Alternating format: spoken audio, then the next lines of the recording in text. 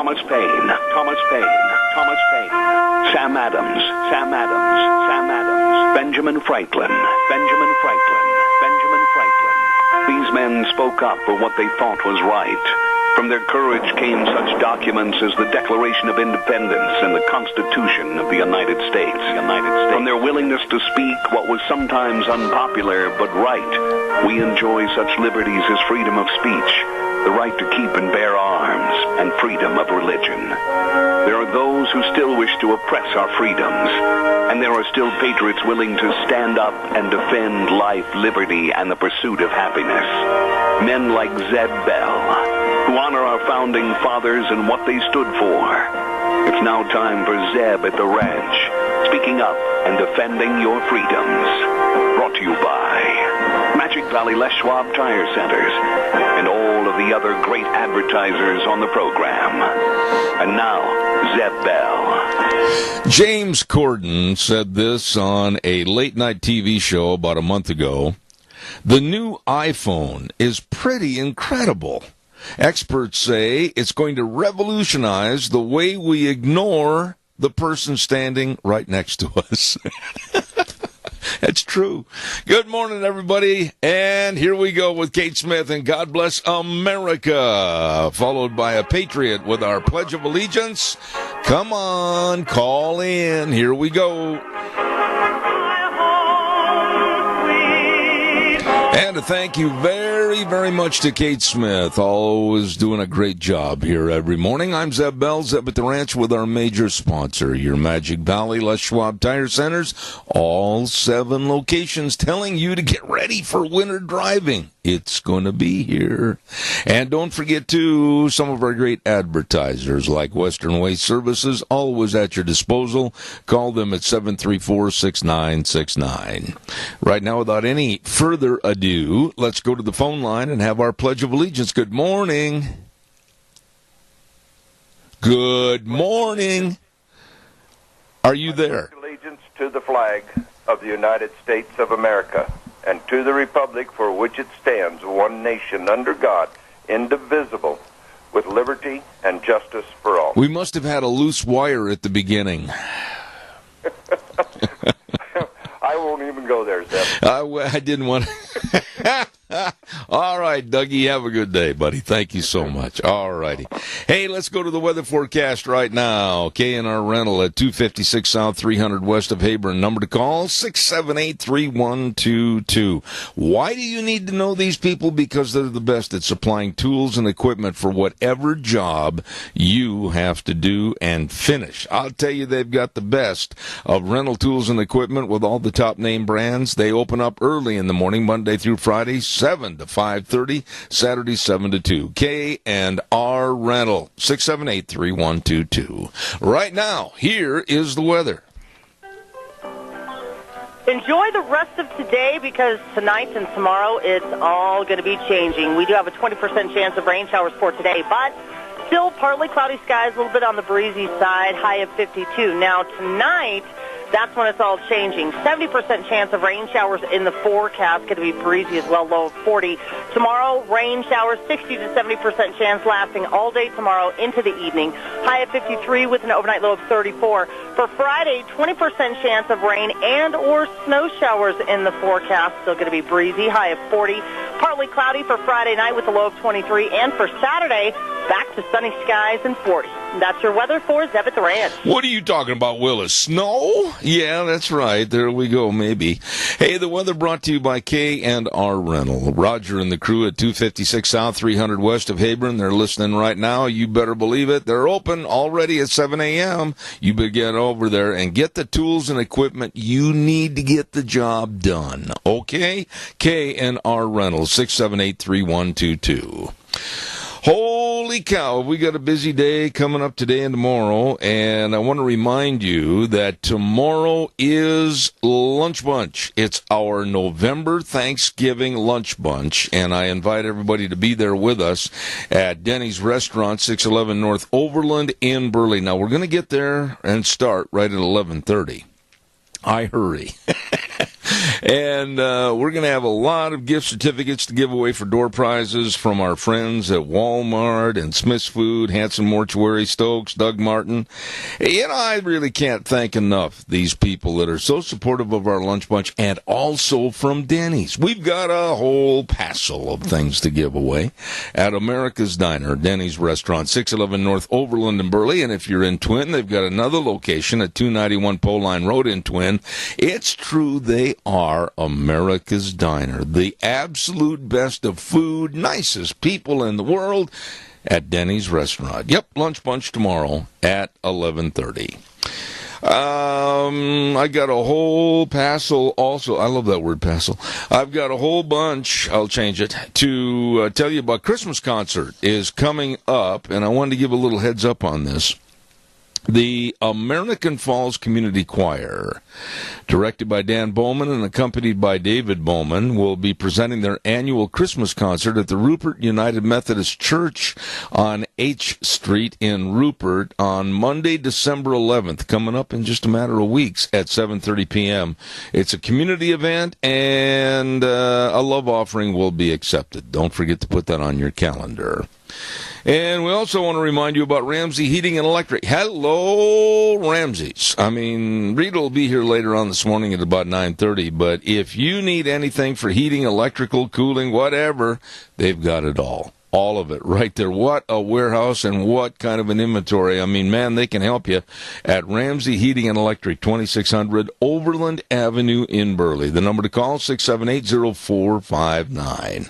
Open at 7:30 in the morning till 5 Monday through Friday. Stop in and see them today. They are super, super nice people that really understand all your heating and electrical needs. Ramsey Heating and Electric. You know, I think many of you are like me. I am sick, and I mean this, sick and tired of hearing all the rhetoric and the absolute balderdash from our politicians. And I'm not going to single out one party. I'm going to say both sides of the aisle. Absolute, I love this word, balderdash, because it covers up another word I'd like to say. Nothing is getting done because of their partisan politics and that stupid aisle that sits between them at both houses. You know, here's a thought, and I'll take the blame for this thought. I was thinking about it last night watching some of the news reports. I think what they ought to do is have the House and the Senate both stand up, the majority leader and and Ryan over in the House, and say everybody is going to sit in a different place today. Everybody is not going to stay on their supposed side of the aisle. They're going to be treated like a bunch of little kids because that's how they act. And the Democrats, we're going to make this guy sit over here in the Republican section, and we're going to make this Republican sit over here in the Democratic section, and they're just going to kind of just commingle everybody, and stay there. There ain't going to be any of this leaning over and talking to your partner and saying, well, I think we'll shut old Joe up here in just a little bit. No. I think the commingling might actually have an effect of positive. If we had a new seating chart and they all were going to sit in their own environment within a negative environment that they're not used to, the other party. What do you think about that?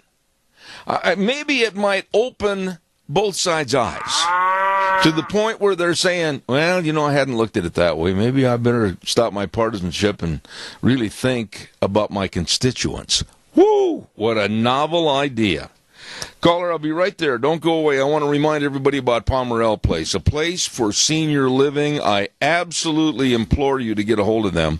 If you're living alone, I mean, it's scary. living alone. Let's face it, you've got isolation and you get kind of a down attitude and the safety hazards of being alone. Something might happen, you might fall, and you're not taking care of yourself, not eating proper nutrition meals, and maybe you're not taking your medication. Don't do that. You take care of yourself. Palmerell Place, a place for senior living, offers senior living the ability for seniors to maintain their independence and stay safe and comfortable. It's a beautiful place. I have toured it, and I urge you to call 677-8212. 677-8212. Palmerell Place, a place for senior living. Caller, good morning. Good morning. These are children, these people that we call our Congress and Senate, because they act like kids. Yeah. They remind me of the kids in a marble game. Yeah. And when one doesn't get it his way, he gathers up his marbles and goes home. Now, these people can't do that. But when you think about racial divide in America, let's think about our Congress and Senate. We have one of them sitting on one side and one sitting on the other side.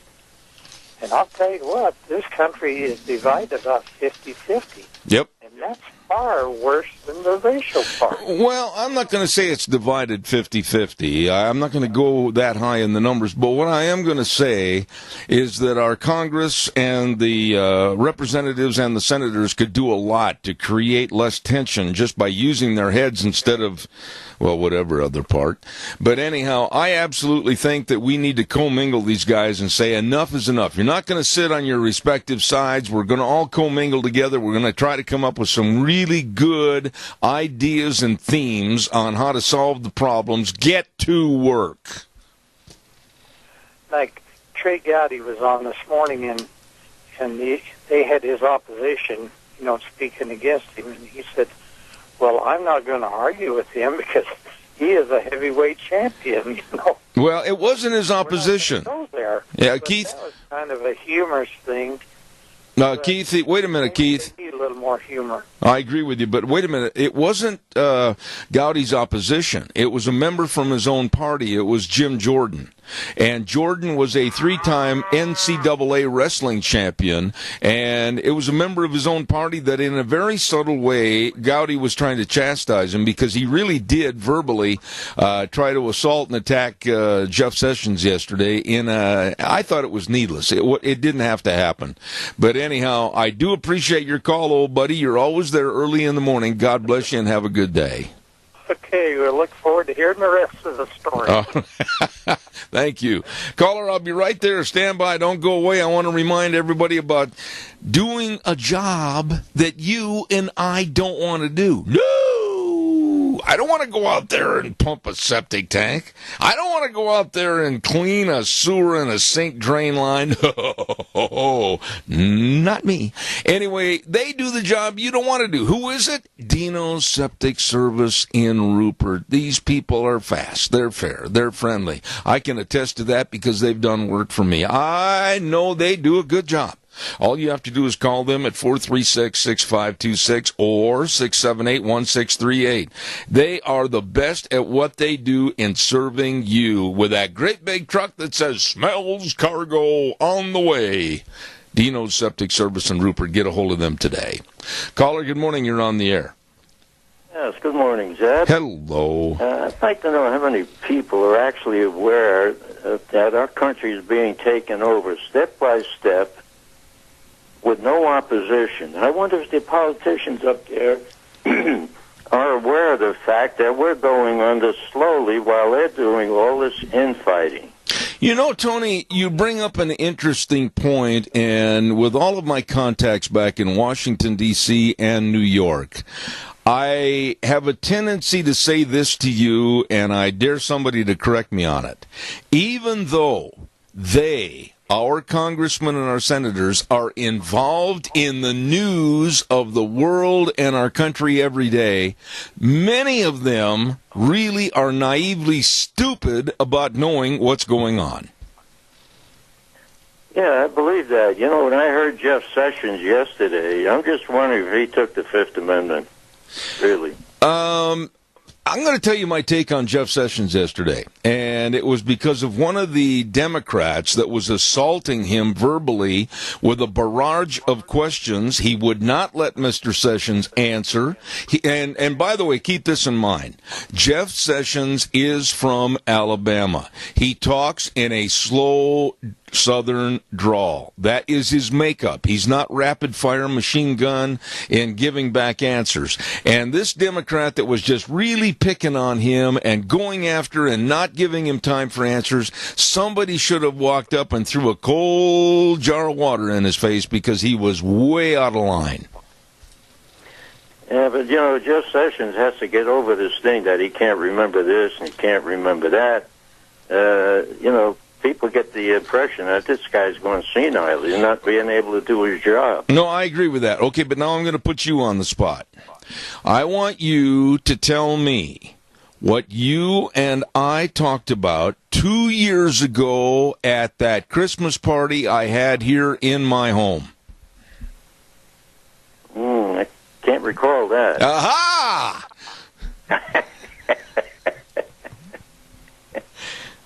Would you say that's a gotcha moment? How many times can I use that excuse, though? Okay, but you see my point? I mean, if somebody walked up to me and said, "Aha, Mr. Bell, I know that at the Denny's Christmas party last year, you said this on the air." Holy cow, do you think I remember every utterance that I make or everything I'm involved in or remember every single person I meet? Yeah, you know, when you use that too many times, it kind of makes people suspicious of your ability to do things. Oh, and by the way, up there. Our conversation that day that you and I had personally was all about your pickup truck and my pickup truck. We went into a long conversation. So see, I gotcha. I know you did. You sunk me like the Titanic. Oh, Tony, God bless you, man. Thanks so much. Okay. All right, take care. Bye. Want to remind you there's a great big cattle sale coming up this weekend. Oh, it is a ripping good sale, and it's going to be up between Parma and Fruitland. It's a sale where quality always comes first. It's a bull and female sale from the Malson, Angus, and Hereford Ranch, and the barns right there at 3135 Elmore Road between Parma and Fruitland. Call old Josh up there at 739-0725. He'll give you all the directions. The cattle are going to be on display this coming Saturday the 18th, and then on Sunday, they're going to give a great big tri-tip dinner at noon. Sale follows at 1 o'clock. Ooh, this is a good sale with great cattle. Malson, Angus Ranch, again, quality comes first. Their big sale this weekend. Calls are welcome, 436-2244, 1-866-927-4587.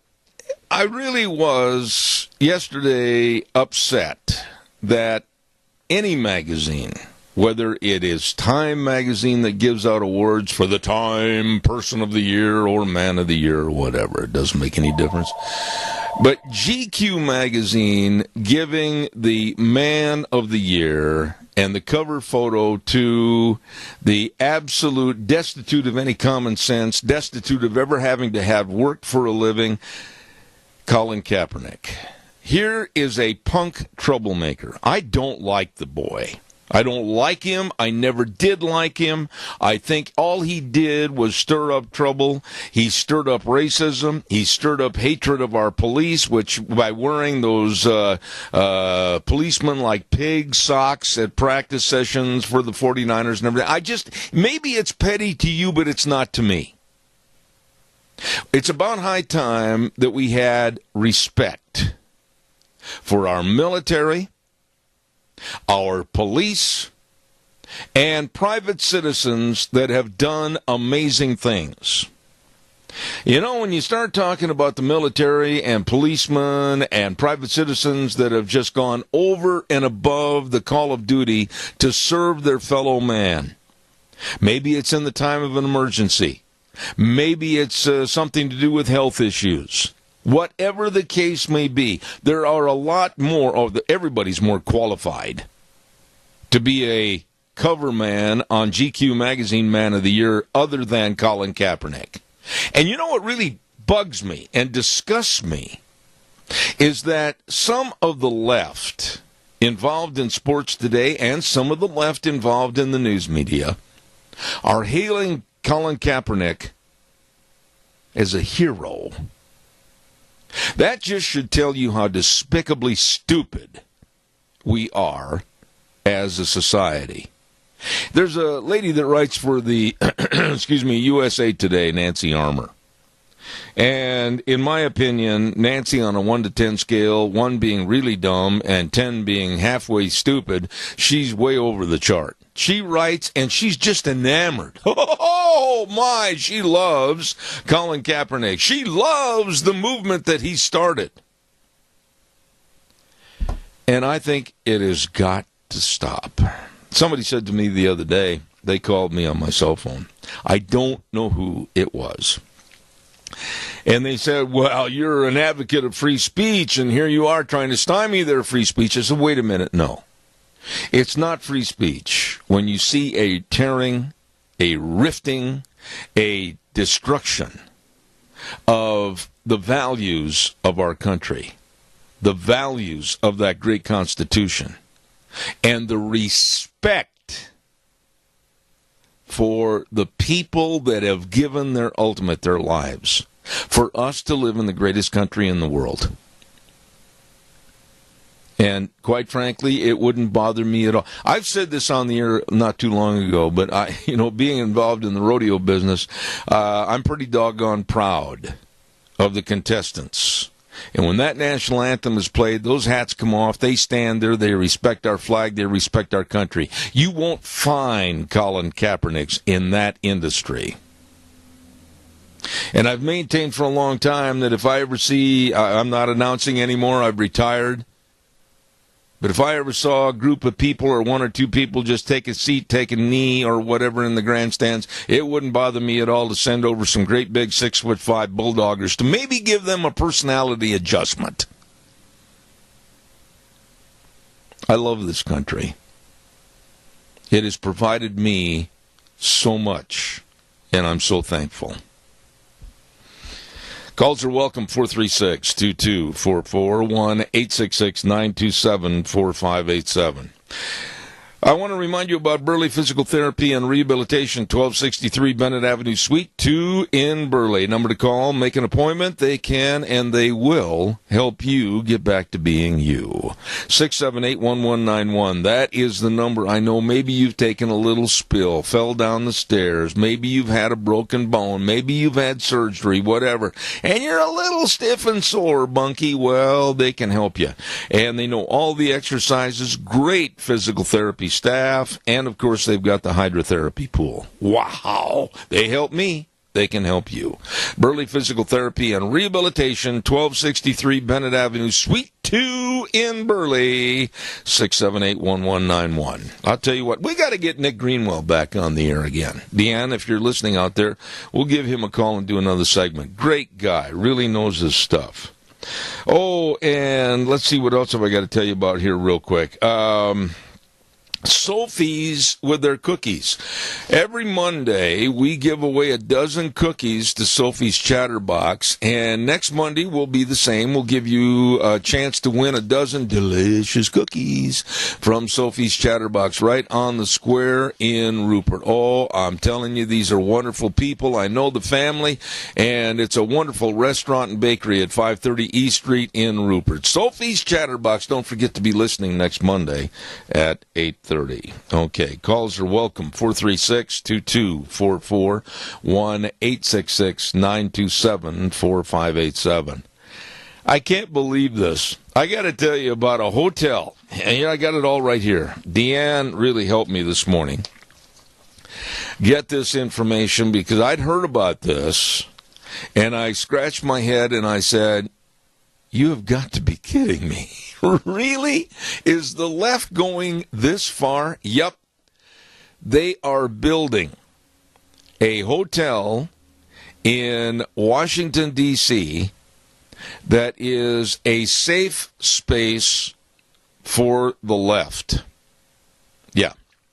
It is an anti-Trump international hotel, and it is resistance-themed against Donald Trump, and it's for leftists that want a safe space on vacation. I'm chuckling because a safe space, I mean, these idiots feel like, oh, if I go out in the real world, I can't handle it. I've got to go to a left-wing hotel. I'm not making this up. Let me tell you a little bit more about it. Catherine Lowe, the daughter of Langham Hospitality Group founder Kai Shui Lowe, there's an easy name to remember, says she is planning to open the anti-Trump International Hotel just down the street from the White House for progressives to gather, reinforce their own ideas, and escape to an oasis free of Republicans. I'll tell you more about this in a minute. It gets worse. Caller, good morning. You're on the air. Well, I'll tell you, when you look at Washington, D.C., it basically got the inmates running the asylum. And, I mean, the things you're pointing out here, but right now, of course, with Judge Roy Moore running for Senate, and they want to get Sessions out of there because he's going to be is in the process going after Obama and Bill and Hillary and Comey and the rest of that bunch with Uranium One and a whole bunch of other stuff that's been going on. I mean, it'd be a laundry list. I don't think we could list them all in the time you have remaining in this segment. But it's, that way there, the Republican establishment and the Democrats say, well, let's write in Sessions. And Sessions, of course, has said, I'm not going to do that, fortunately. And write-in candidates very seldom ever work, but they would get Sessions out of the road. Yeah. And, but, it's really sad that we have gone so far. Our Constitution, they've just thrown it in the corner, Zeb, and we had a We the People meeting last night here in Twin Falls, and there's a big move, and one of your good friends, and right there, Scott Beck, he's the Speaker of the House. He, along with 9 others, I think Idaho had the biggest delegation, to go down to New Mexico, and there's going to be a big push in Idaho in the legislature to call for a constitutional convention. And they only need 6 more states.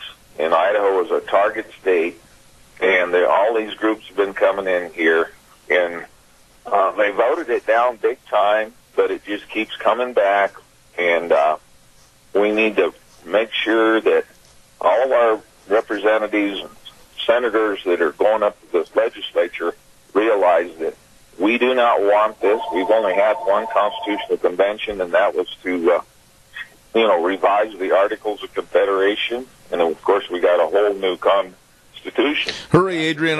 Hurry! Happen this time? Hurry, Adrian! Because no real guidelines. They say they will be. Yeah. Once they have the convention, it cannot be for just one issue. And we've discussed this before. What are your thoughts on that, Deb? I've got mixed emotions, and I'm going to be honest with you. And I also have a time frame. I've got to get back and do a time of commercials here. But I will tell you this: I am doing a segment on this in the next week because I'm looking at some things that I absolutely want to talk about, and I want to have these issues brought up regarding a constitutional amendment.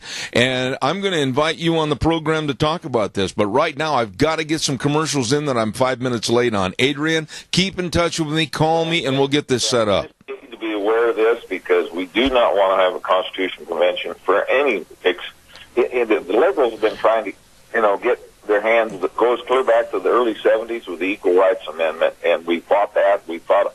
This is about the 5th or 6th time that I've been involved in fighting a constitutional convention. And all right. Well-meaning people think it's going to work, but it can't. Well, okay. Now you call me. You call me after the program, and I'll set up a time. We'll have you on the air to talk about this because it's something that needs to be talked about. Thank you so much. God bless. Have a great day. Thank you.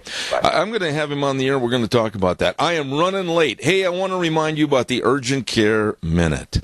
These folks really care about your health and your health care. And there's 3 locations to serve you. The Urgent Care at 2392 Addison Avenue East in Twin, Riverview Urgent Care at 382 North Overland in Burley, and, of course, Urgent Care of Jerome, 133 West Avenue A in Jerome. I mean, what services do they provide? A lot. Drug screening and DOT physicals, laceration, stitches, sprains, strains, fractures, chemical burns, care for the whole family. The list goes on and on. And I urge you to give a hold of them today. Excuse me for my cough, because I'll tell you what, why not just pay for the services that you need? And they know that they can take care of 96% of all your health care needs at a much more affordable cost. Check with them today. And they are, of course, the Urgent Cares in Twin Falls, Jerome, and Riverview Urgent Care at 382 North Overland in Burley. And later on this morning, we're going to have Alex Judd with the Urgent Cares describing exactly all their new programs to serve you. Thank you to the Urgent Cares. Also want to remind you about our dear friends at Lee's Furniture, Floors, and More. Holy moly, I'm late. 459 Overland and Burley. Yes, it's time. You got to get that house spruced up for the holidays. We had a kind of a dry run the other day when we had all those people in our house for that Veterans commemoration, and we had goodies out on the table and everything, and George was eating everything. Hey, I'll tell you what, get ready, and don't forget to check out the chairs, sofas, tables, everything at Lee's Furniture, Floors, and More. And you know they've got all the new shipments of floor covering and carpet, luxury vinyl planks, everything over there at Lee's Furniture. Talk to my old friend Jeff Bronson. He's back at Lee's Furniture along with a great staff. 459 Overland in Burley, Lee's Furniture, Floors, and More. Okay, your turn. Give me a call, please. 436 2244 1-866-927-4587. Give me a jingle on the landline. While I am waiting for your call, wait a minute, what did I do here? I marked off tomorrow's list of commercials. That's good job. Way to go, buddy. Don't forget Barry Equipment and Rental, sales, service, and parts in Jerome on South Lincoln, and also in Twin on Addison Avenue West in Twin, and 159 West Highway 30 in Burley. Hello, Juan, the old football coach over there at the Burley location.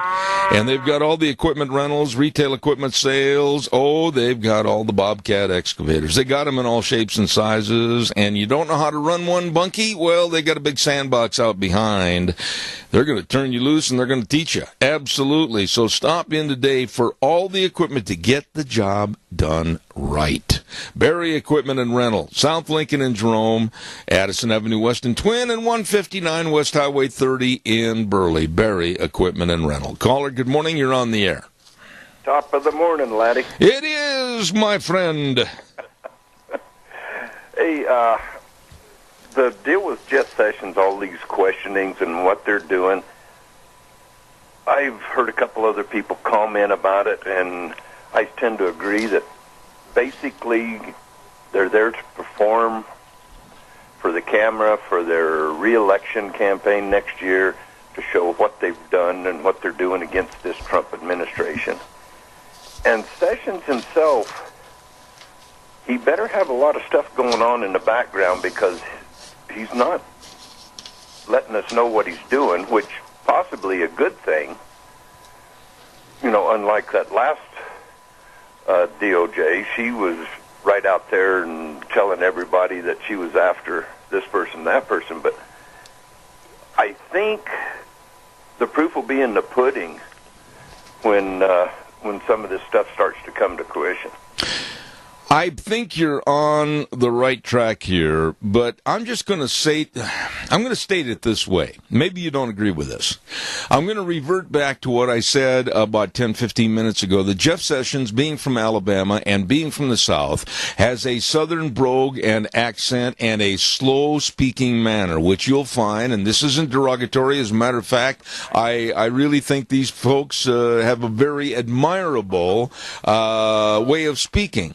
But but he is not going to be rapid fire. And when the Democrats got up there yesterday, one in particular that acted like a jackass and was barraging him with rapid fire questions, he'd start to answer, and then the senator would change his modus operandi and attack him with another question. They tried to make Jeff Sessions look like a fool. This man is far from a fool. He is very well educated. He is very talented at what he does, and I would think that these people better back up and look at their whole card, because I guarantee you he knows what he's doing. Yep, that's very true. Well, I had a customer pull up. I had some more things I want to talk, but I'll catch you later. All right, buddy. Thank you very much for your call. Appreciate it. 436-2244, 1-866-927-4587. I got to go back and finish telling you about this left-wing hotel. Listen to this. I got to share this with you because it's just nuts. They say that this left hotel, for lefties that want a safe space away from conservatives and Republicans, yeah, they're going to include nightly fireside chats and rooftop lectures. I hope nobody jumps off. And they're all going to be put together for progressive left thinkers. Yeah. And then they're going to have the rest of its services will include social justice, providing inner health focused treatments like Reiki and sound baths instead of traditional spa services.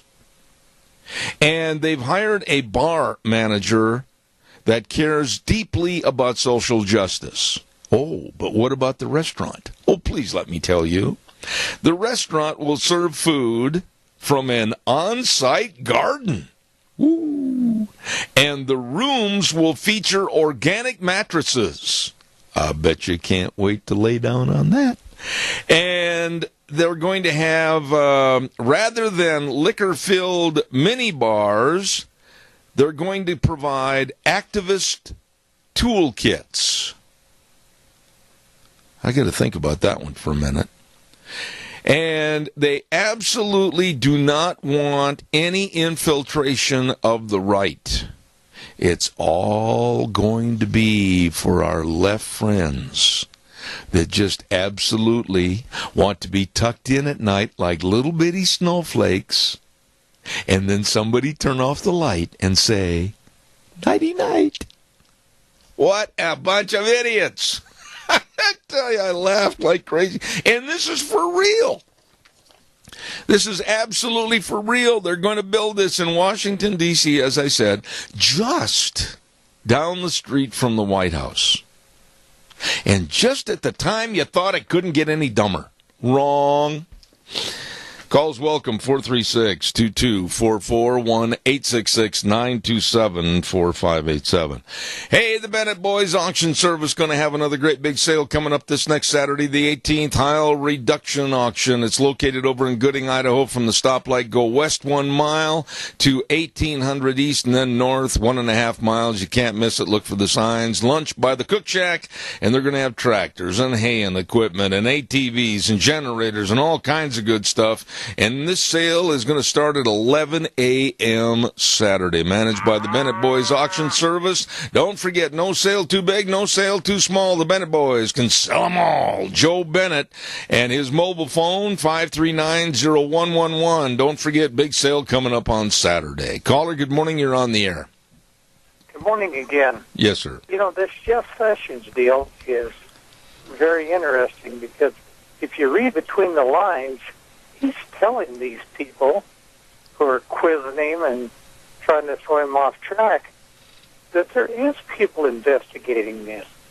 There's no need for a special counsel until they get it put together.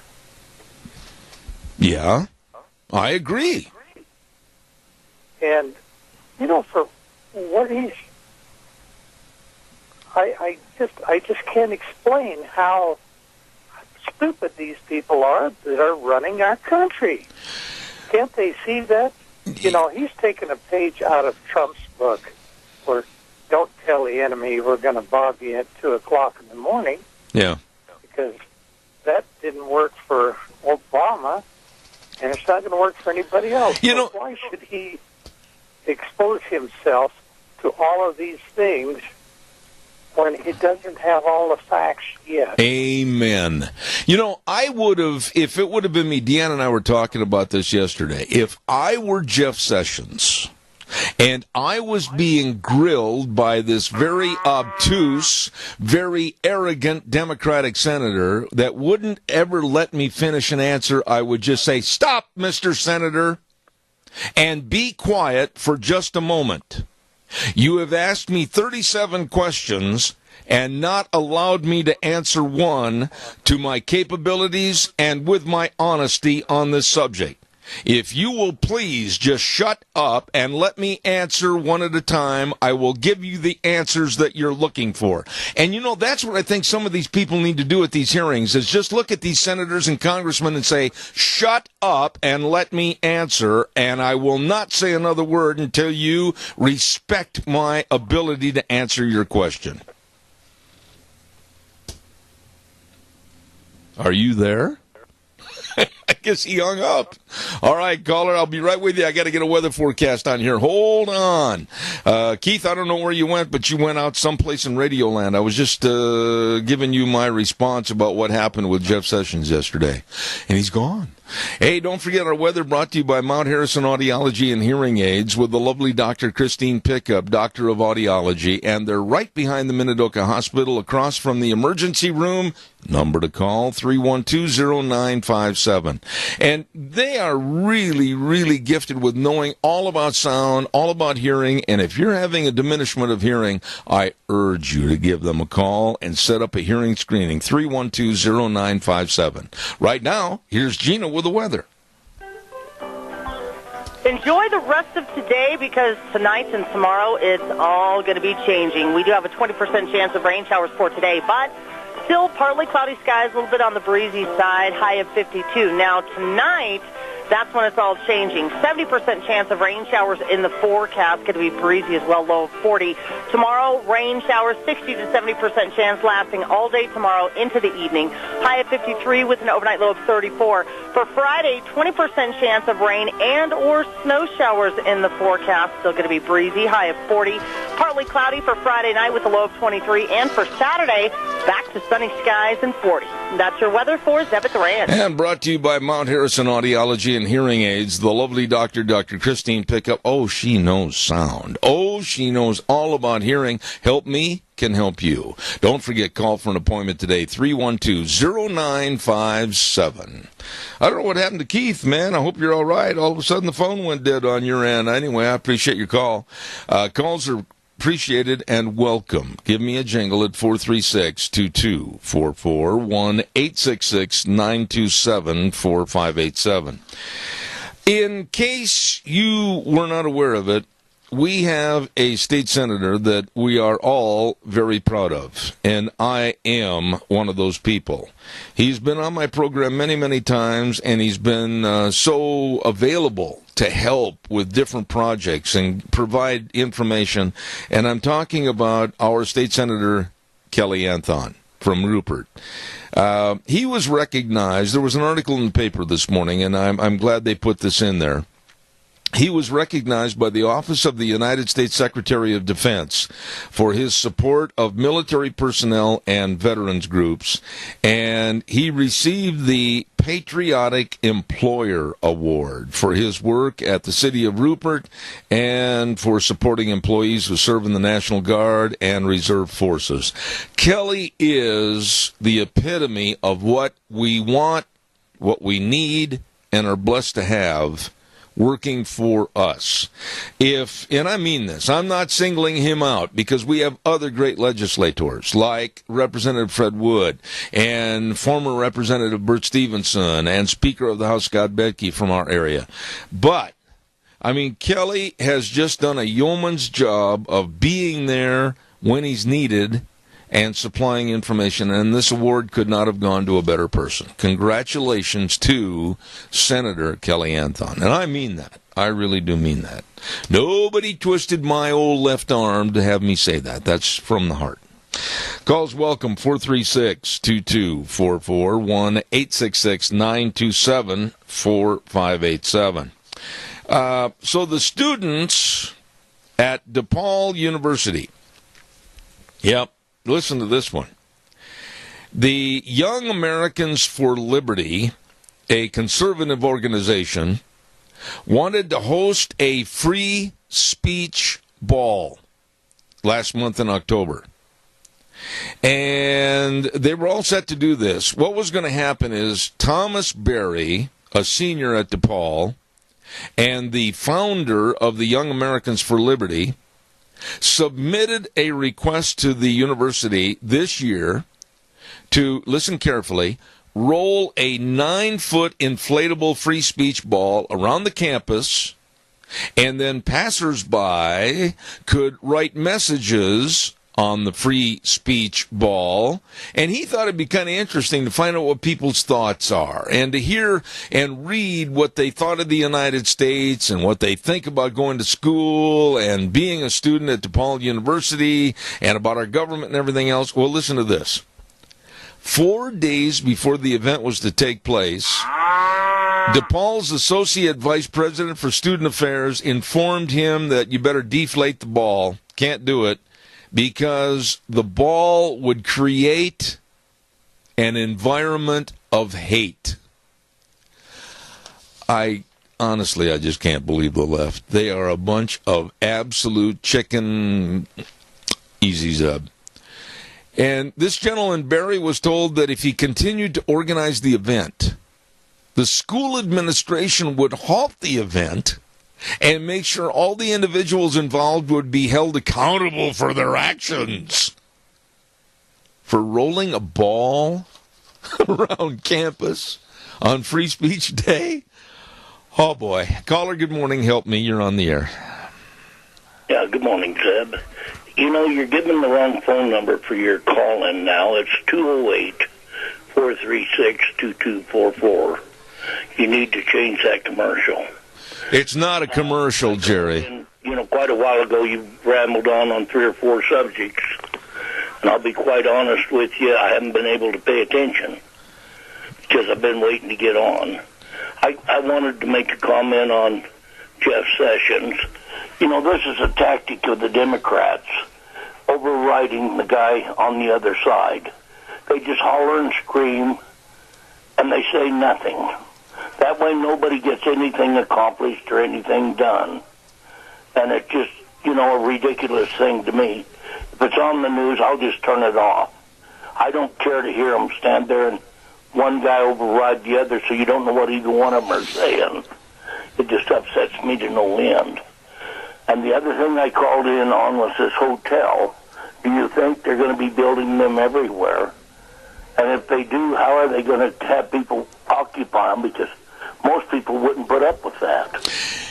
Okay, now my answer, first of all, to the telephone number. No, I am not going to waste the time and the effort to say 208-436-2244. If people don't know that we live in the 208 prefix, that's not my problem, Jerry. I did not like that when they switched it over. I'm going to give the basics. I'm not into the idea of trying to salve the human mind with a lot of extra information. If you don't know where you live and what area code you're in, that's not my problem. The telephone numbers now have to have the prefix, but I'm not going to waste a lot of time on that. I'm going to continue to say 436-2244. In regards to the hotel, I think it's going to fall down on its knees. It's going to be a bust, and I think it'll be broke in a year. And I agree with you totally. But I don't expect to see one in Burley, Idaho next year. I don't think you will. By the way, I need you to call me after the program. Please adhere to that rule, because I'm going to come down on you like a cat to a plate of milk if you don't give me a call. I need some questions answered. You're the man, Jerry. You're the man. Okay, we'll try and do that. You have a wonderful day, and may the Lord bless and let's get this next guy. All right, buddy. Thank you very much. I appreciate it. Good man right there. Caller, I'm going to ask you to stay on the line. I got to quickly tell everybody to get ready for wintertime driving with our major sponsor, your Magic Valley Les Schwab Tire Centers. All 7 locations serving you, and they do serve you with the best of really road-grabbing tires for the snow, the ice, and the muck and the yuck. They've got them all for your car, your pickup, your SUV, everything. Don't forget, too, all the tire chains. The best in brake service with highly trained technicians, and of course front end alignment, shocks and struts, and batteries. Going to get colder, better make sure you got a good battery. Stop in and see Lane and Rupert, Dave on Blue Lakes and Twin, Mike and Buell, Mike and Jerome, the Twist family in Paul, Daniel on Poline in Twin Falls, and Randy on Overland in Burley. The best. Your Magic Valley Les Schwab Tire Centers. Caller, I have exactly 1 minute. Go. Zeb, I have to disagree with you on whether or not that hotel will fail. And that is simply because there is nothing more precious to a snowflake than safety, and they're willing to spend their time and money. And not only that, it's such a brilliant marketing idea that there are all of those George Soroses out there in the world who will help to subsidize it. So I think it's a marketing genius idea.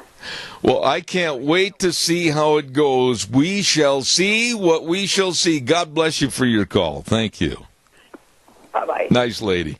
I got to run to the news, which is an oxymoron as far as I'm concerned, but we will scamper to the news. Wheels, take it away. I'll be back in 7.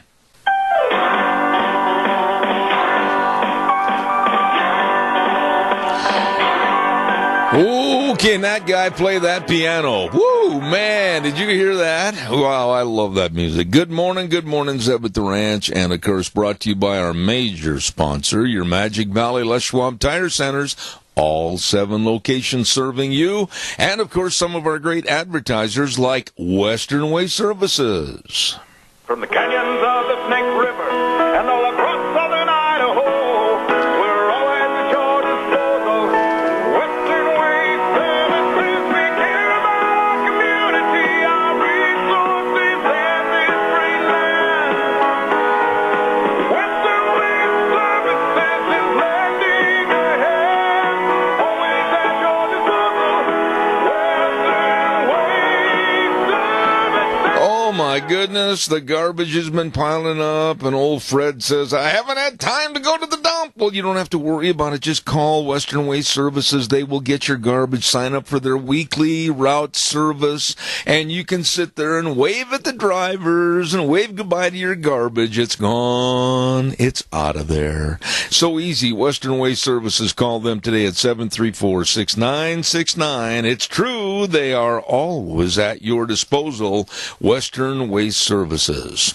Hey, by the way, you don't want to take the time, the effort, and maybe if you get up on a ladder, you like me, you don't like the heights, putting your Christmas tree lights up, I know somebody you can call. Forever Green Lawn and Tree Care at 423-6454. Give them a call, and they'll come over and give you a free quote and schedule an appointment to come over and help you, because we're right around the corner. Say, peek around the corner, there it is, of putting our Christmas tree lights up, and be ready for the holiday season.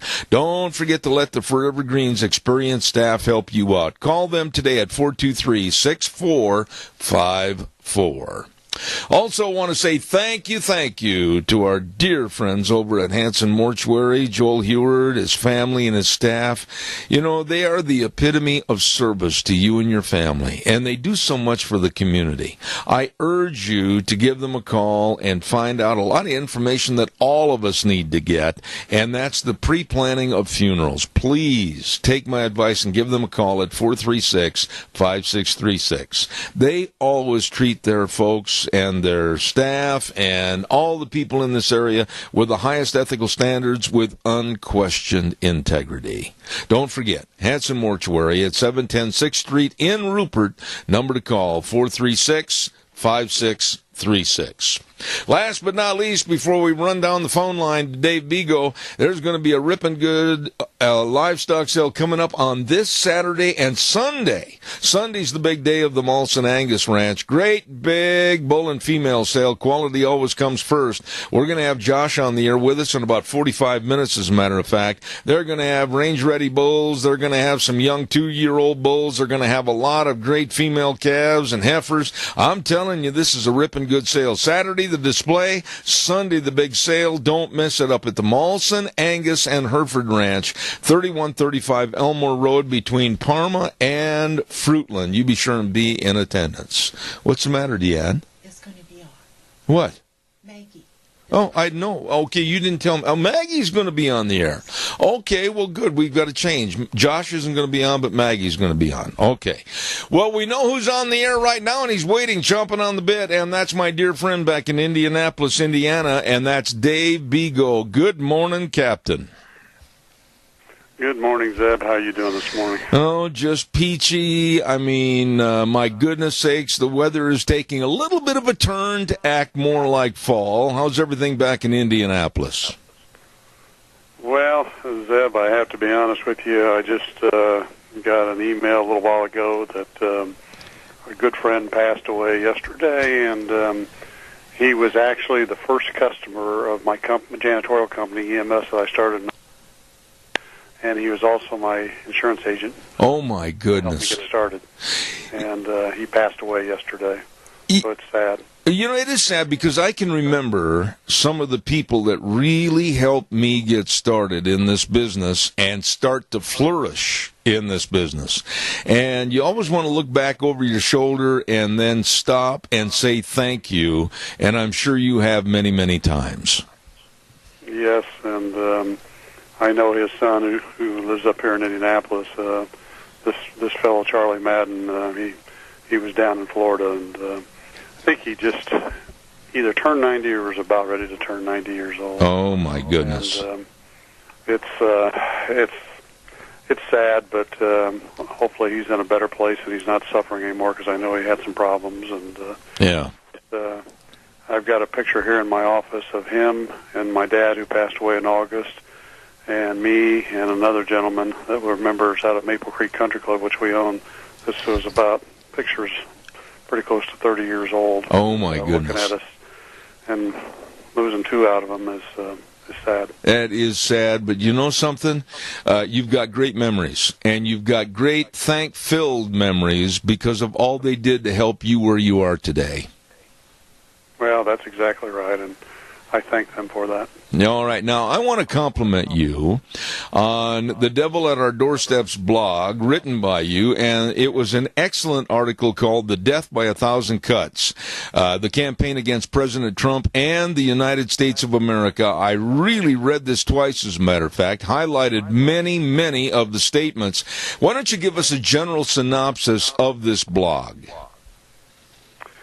Well, actually this blog, Zeb, I wrote the first time. Originally it was called Death by a Thousand Cuts, and it's back right after I had finished my second book, The Devil at Our Doorstep, and I wanted people to understand the tactics and the agenda that the SEIU used against us to bring us down and force unionize our employees and take their rights away and control us.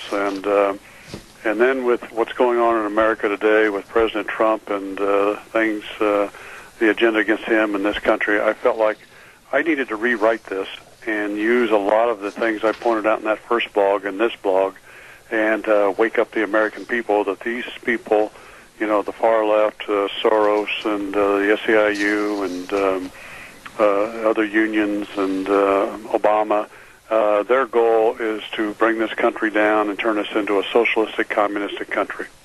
Dave, do you think, and you travel quite a bit like I do, and you get around and talk to a lot of various and different personalities and companies and everything, do you think the United States folks that you visit with really are aware, underline that word aware, of how insidious the left and the SEIU really is? Some are, some aren't, and some of them think about it and that, but they don't take it to heart, and that they really need to stand up, and others don't have the backbone to stand up, especially people in our Republican Party, because it's all about the votes for them and staying in office and their lucrative lifestyle, and and I'm doing this because I love this country and what it represents. It's the greatest country the world's ever seen, and it's given people more opportunity than any country in the history of the world. And we have to wake people up that these people, they go out and they try to charm people and, brainwash them because they know a lot of people are either naive or don't have the stamina or backbone to stand up and fight, and we got to get people to do that.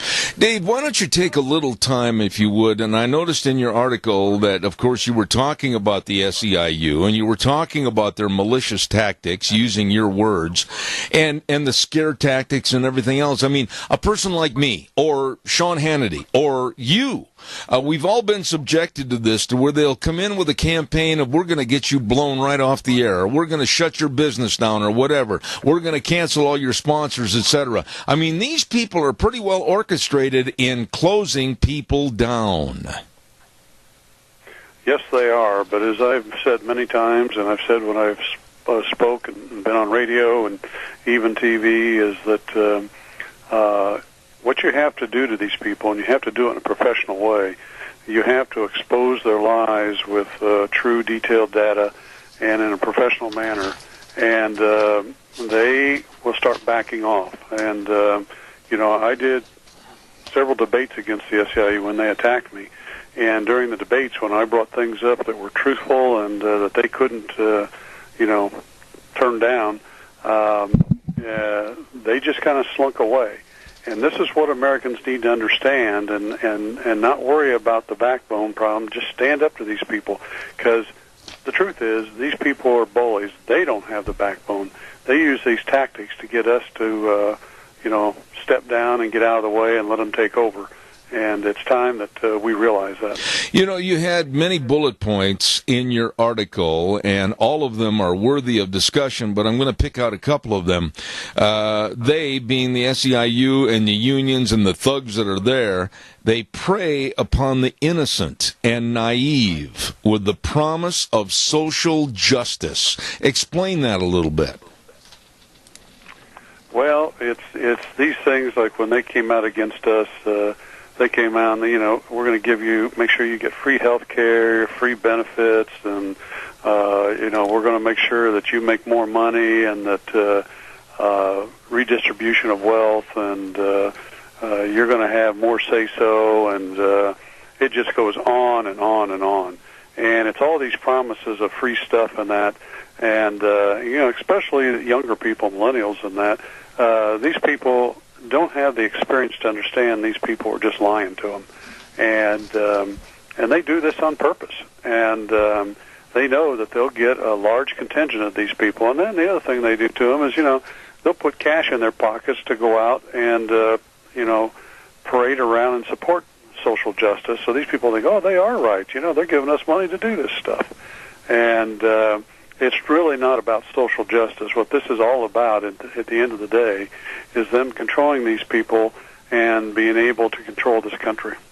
Another bullet point that absolutely is true, because it's happening right now every day in the news. You can read more about it.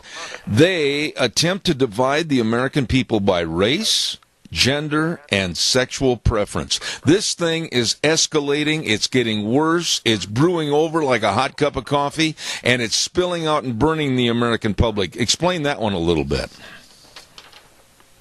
Well, it's part of the Cloward and Piven strategy. The husband-wife team at Columbia University that were communists and wrote a paper on how to bring down America and turn us into a socialistic, communistic country. And when you look at all their things, it's high national debt to implode the economy, and high welfare programs, high entitlement programs, all those things to implode the economy. Nationalized health care, Obamacare, nationalized education, Common Core, racial divide, religious divide, gun control, and you just keep going down the list. I mean, their paper is I forget now, 100 pages long or something like that. And it just keeps going on and on. And all these bullet points are what the SEIU and Soros and Obama are trying to achieve. And these people, they don't understand how the free market capitalistic system works. If they had to go out and sell themselves and provide a good service or product and manage people and do things the right way, they would not know how to do it. In fact, I don't know if you just saw here last week, the SEIU had 3 of their top people across the country had to be fired because of sexual misconduct with people, women in their office. Yes. And I'll add to that. In many offices, and I think in New York and Washington are 2 of them, the SEIU, their office people are union organized, and not by the SEIU, but by other unions, because the SEIU management were not treating their people well. You know, Dave, you put a lot of research into this, and the beginning sentence of the last paragraph, this tells it all. The ultimate goal of the left is to have President Trump impeached and bring down the United States of America's capitalistic free market society and turn it into a socialistic communistic society as revealed in The Great Pretender Wants Control. Absolutely well stated. And we see this every day with the left standing up at the pulpits, both in the Congress and the House and the Senate, and demanding the impeachment of President Trump. Give me a couple of reasons, first of all, as to why he should be impeached. It's not going to happen, and you're right on the ultimate goal, but they're just absolutely shredding the fabric of America. Well, it is their part, again, to, try and convince people, especially those that are naive across the country, that Trump is not a good person, he's not doing a good job, he's not for the American people, and it's part of them wanting to win elections, and of course, they won in Virginia, and they're touting that as that the Trump, it's because of Trump and all that, and this stuff is not true at all. They're doing this to make you look bad, and they're also hoping Trump will just get fed up and back down and just leave office himself. That's how these people think. I mean, I've been through it. I've seen it, and I understand that. And what you have to do is stand up and look them in the eye and challenge them. And what you find is they're the ones who will ultimately back down. Okay, but for my audience and myself, how do you stop this wave from hitting the beach?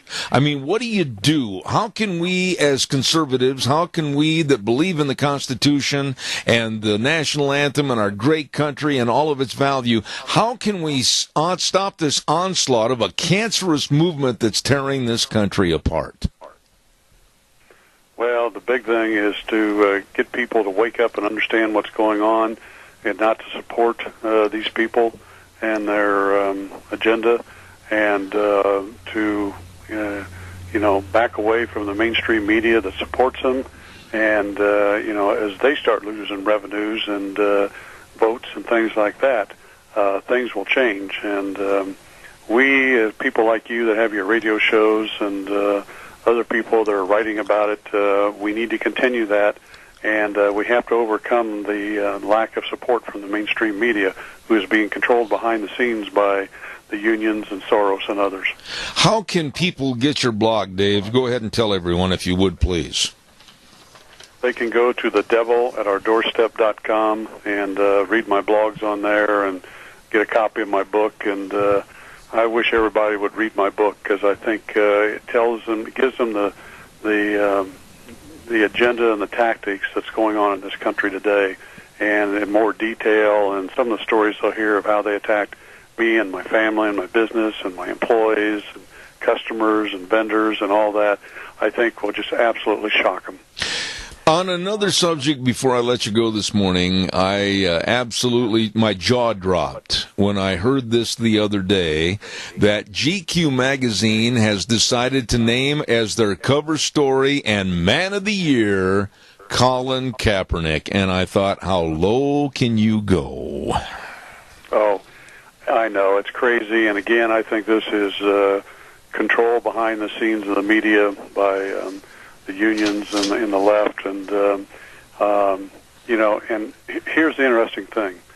Kaepernick started this whole thing, when he was kneeling and the national anthem, and his talk was all about social justice. Yep. And yet social justice goes back to the SEIU because that's their main talking point.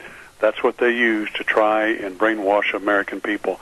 And I'm telling the American people right now in your program, it's not about social justice. It's about control. They want to control you. And wake up America. I got to ask you about this. Did you hear, my dear friend, about the new anti-Trump international hotel that is going to be built in Washington, D.C. by a lady by the name of Catherine Lowe? It is for Democrats and left people only, to create a safe space where they can gather and not be afraid. It's just another one of their tactics, and so they can show off that this is a bad man and that, and Trump has to continue to go out and be professional and address these things. And quite honestly, he needs to get out in front of the American people more and more, and because the more you get in front of people and they see who you are, and if you're professional and you handle yourself well, a lot of times actions speak louder than words, and they'll begin to see that. Trump's not the problem. It's the left. Real quick, if you didn't have a chance to see any of it, I understand because of your heavy work schedule, but did you have an opportunity to watch the absolute barrage and assault verbally on Attorney General Jeff Sessions yesterday? No, I did not get a chance to see that.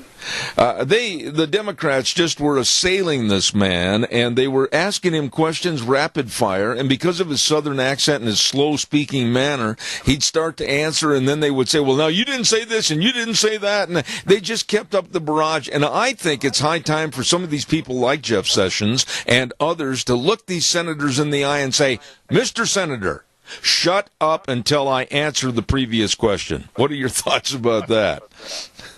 Well, I do, but I think you have to do it in a professional manner, because I had people do that to me, too, and you had to stand up and look at them and say, you asked me a question, be professional and provide the courtesy of let me finish what I'm saying before you speak up again. And when you do things like that, the other people in the room, their ears kind of go up like, I agree. He's right. I totally agree.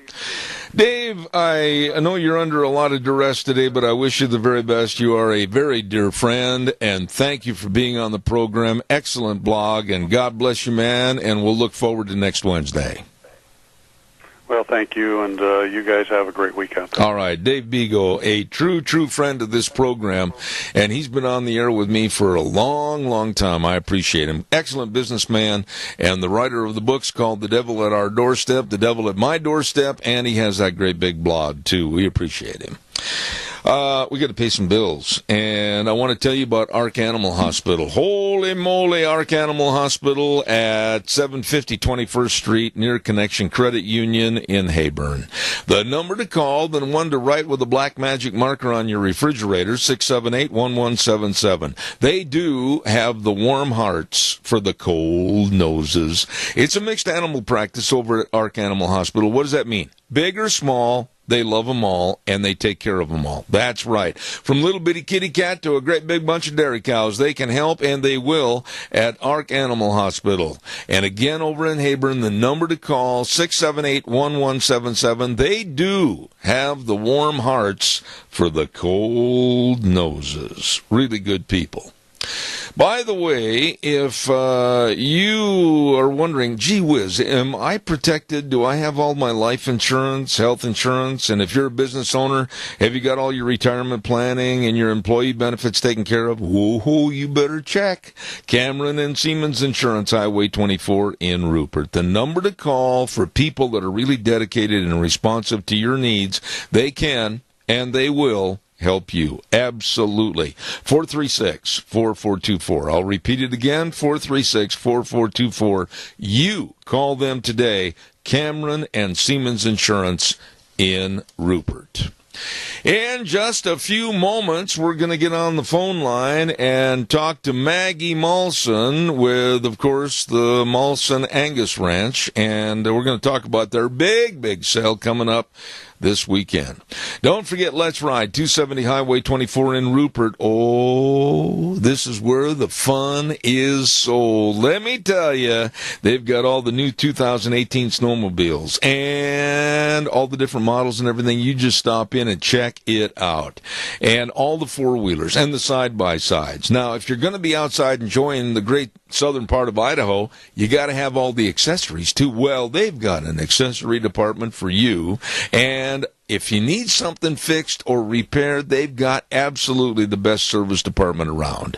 What are you waiting for? Get over there Monday through Friday, 9 to 6, Saturdays 9 to 4. Let's ride 270 Highway 24 between Rupert and the World, and it's true. This is where the fun is sold at Let's Ride.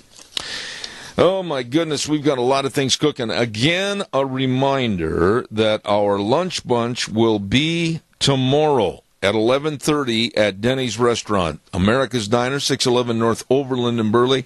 And I want to say a special thank you to Walmart, Smith's Food, Hanson Mortuary, Stokes, and, of course, my buddy Doug Martin and Denny's for all the gift certificates that we're going to give away tomorrow. So don't miss it. That is coming up tomorrow at 11:30.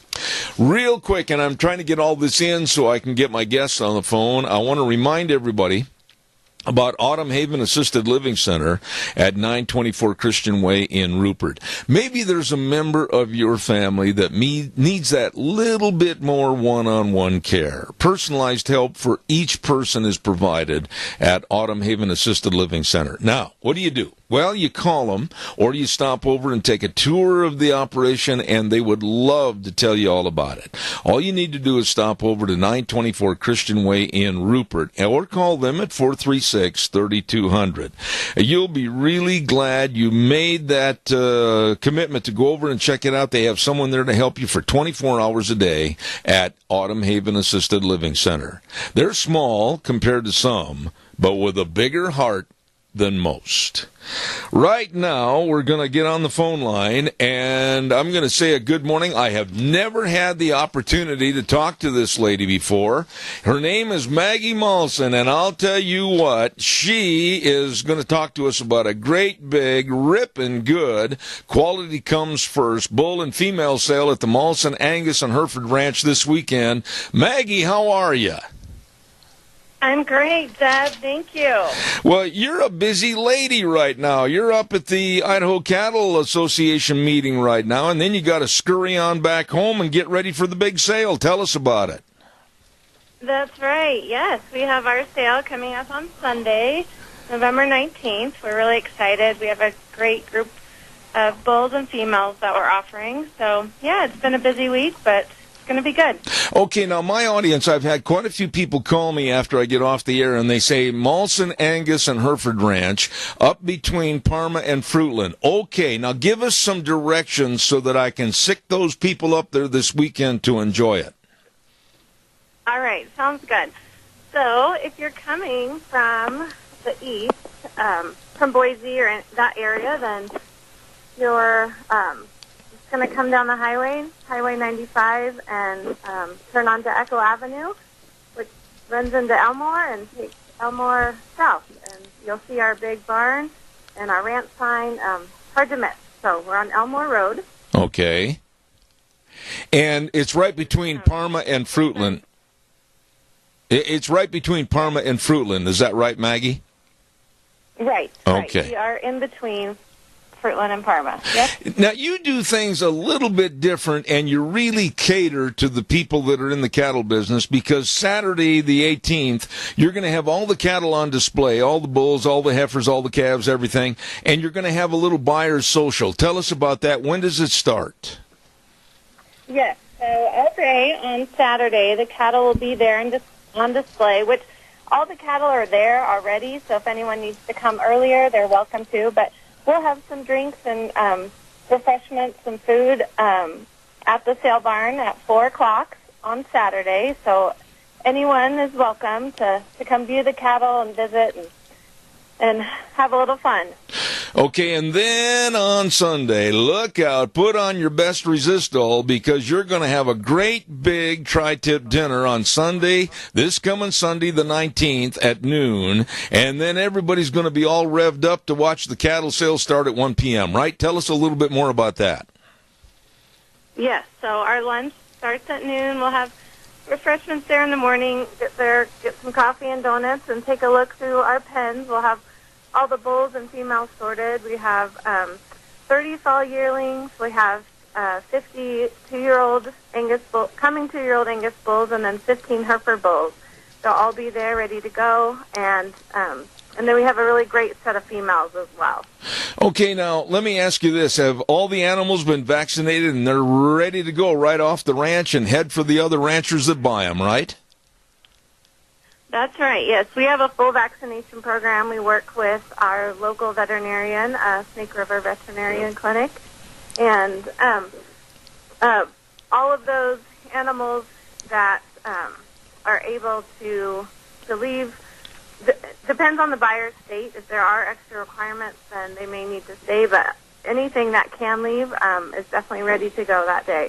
Okay, now we do offer bull wintering.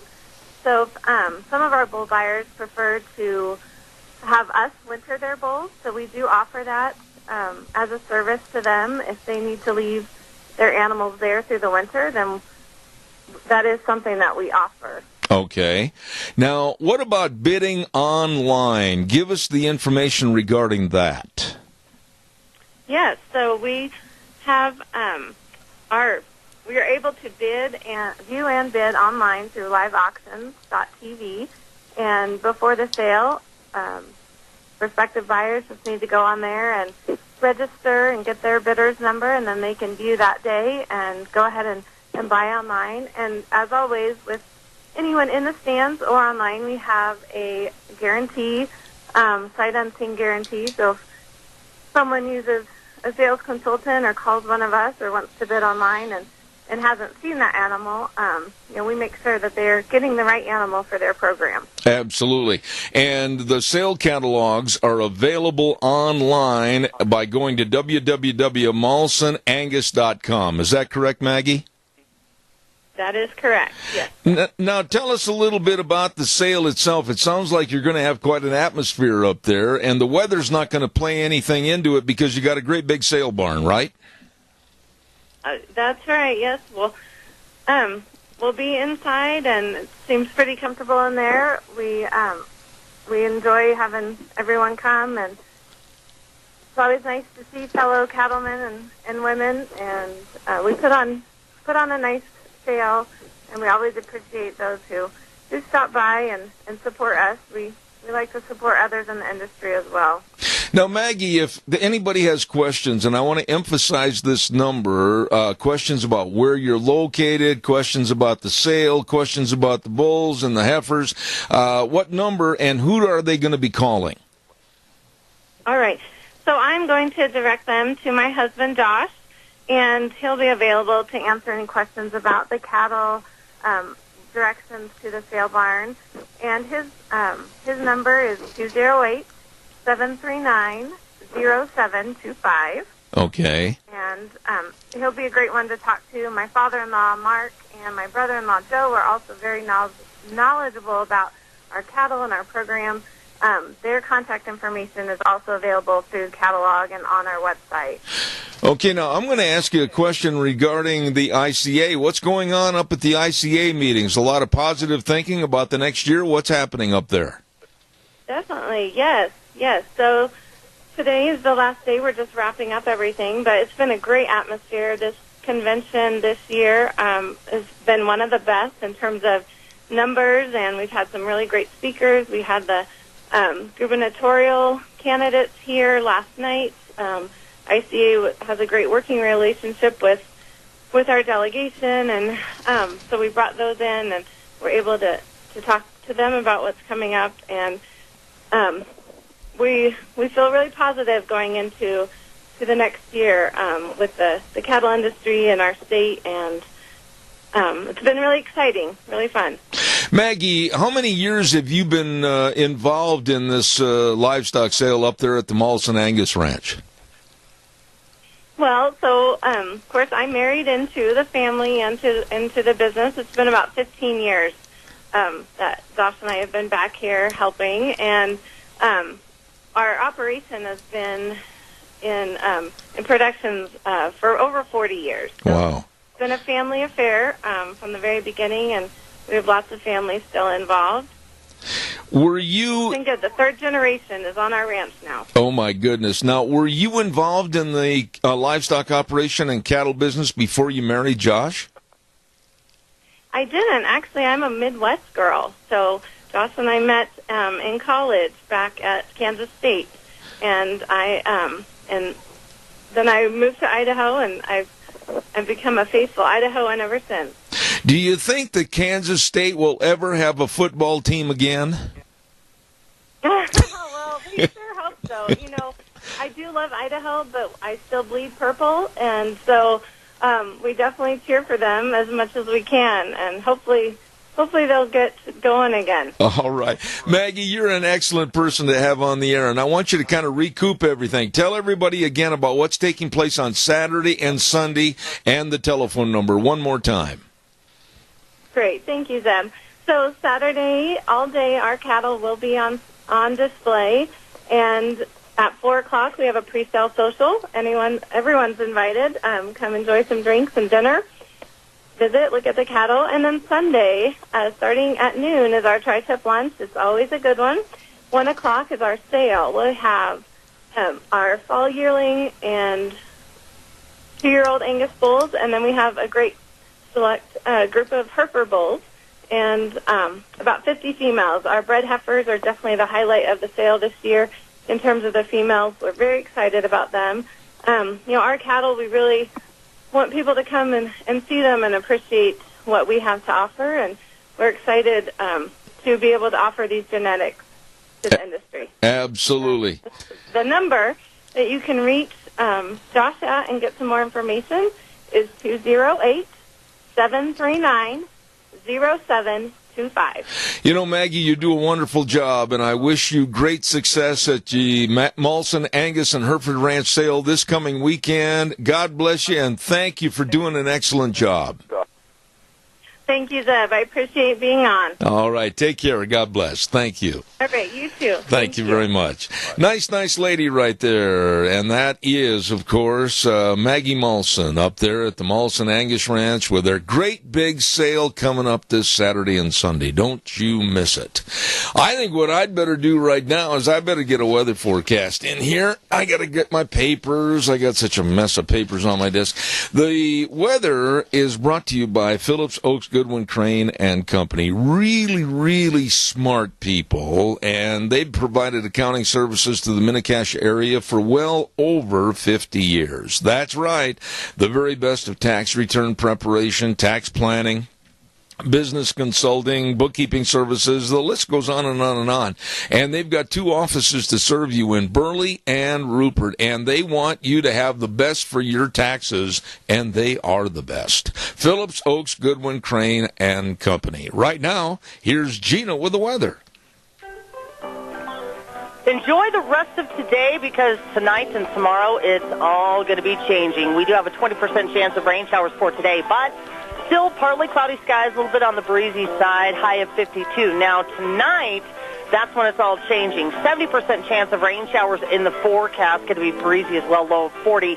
Tomorrow, rain showers, 60 to 70% chance lasting all day tomorrow into the evening. High of 53 with an overnight low of 34. For Friday, 20% chance of rain and or snow showers in the forecast. Still going to be breezy, high of 40.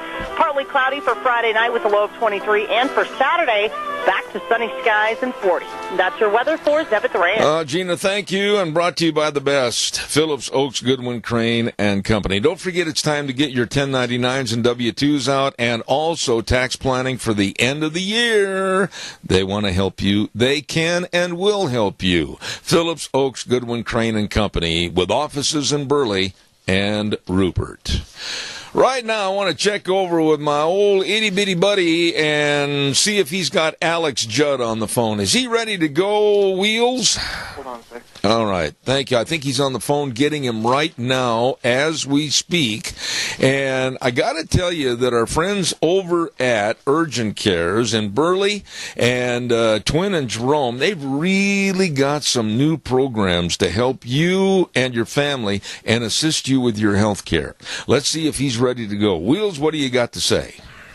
We got him on the phone for you, sir. I appreciate it, my young friend. Thank you. Alex Judd, how are you, sir? Good to have you on the program. Good morning, Zeb. How are you? If I was any better, the wrong fat man would be wearing my clothes. I tell you what, there is so much good going on at the Riverview Urgent Care in Burley, Urgent Care of Twin Falls, and Urgent Care of Jerome. You've really pinpointed a need for your services here in the Valley, and I think it'd be great if you'd kind of give us a synopsis of what we're going to talk about in the next 10 minutes. No problem. Well, what we got going down here, Zeb, is, well, it's kind of revolutionary for the healthcare field, but when it comes to regular business, it's kind of just common sense. You know, as far as insurance goes, premiums just keep going up every year. But healthcare is the only industry that you actually pay for those premiums monthly instead of pay for stuff as you need it. And that's what we've got going, or what we started doing down here at Riverview and Riverview Urgent Care and Twin Falls of Jerome and Twin Falls and Jerome, is we've developed a program with businesses that allows employers to receive health care services at a discounted rate. And then the employers can provide that, provide a benefit to their employees.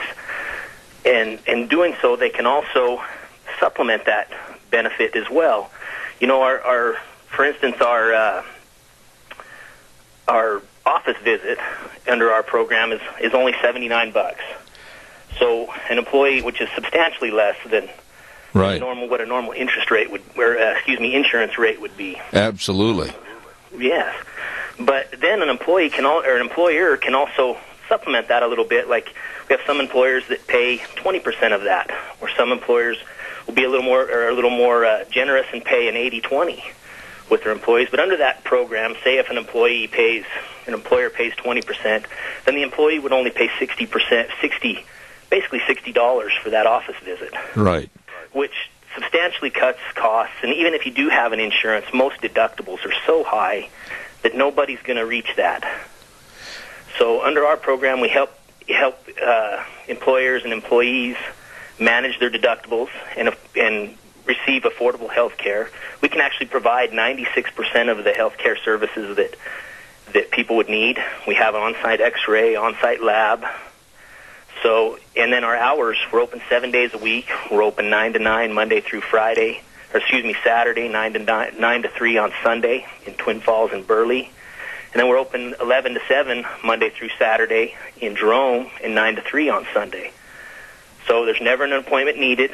You can come in and get the service when you want. You don't really take a seat. You get treated, not seated. You know, I really like this concept, but I'd like you to elaborate a little bit, if you would, Alex, on the staff. Tell us a little bit about the people. People always make a great business, and I'm sure you've got excellent people. 100% correct. We're no different than any other business. If we don't do a good job and treat people right, treat people the way we want to be treated, then they don't have a reason to come back and see us. And under our program, where we're not collecting a insurance premium monthly, it behooves us to really provide that good service that people need and get them out on their way quickly and save them some money. All the things that are actually important to businesses. You know, I think one thing that I've really been impressed with is you are trying to cut the extreme costs of health care, but still provide great, affordable health care. Isn't that really a good synopsis? Yes. Yeah, in a nutshell, that's exactly what we're trying to do. We're trying to bring common sense back to an industry that has kind of lost it a little bit. You know, let me ask you this. What about the locations so that everybody understands exactly where you are? Well, we are located right on Overland Avenue in Burley. at 382 North Overland Avenue. We're at 2392 Addison Avenue in Twin Falls. And then in Jerome, our address is 133 West Avenue A. Okay, and they're really, you don't need an appointment. They just walk in, and like you said, you're treated, not seated, correct? Yes, sir. That's correct. What else is there? An appointment needed. What else about the urgent cares that you want the general public to know this morning? Now's a great time for you to stand up on a big rock and toot your horn. Go ahead. Well,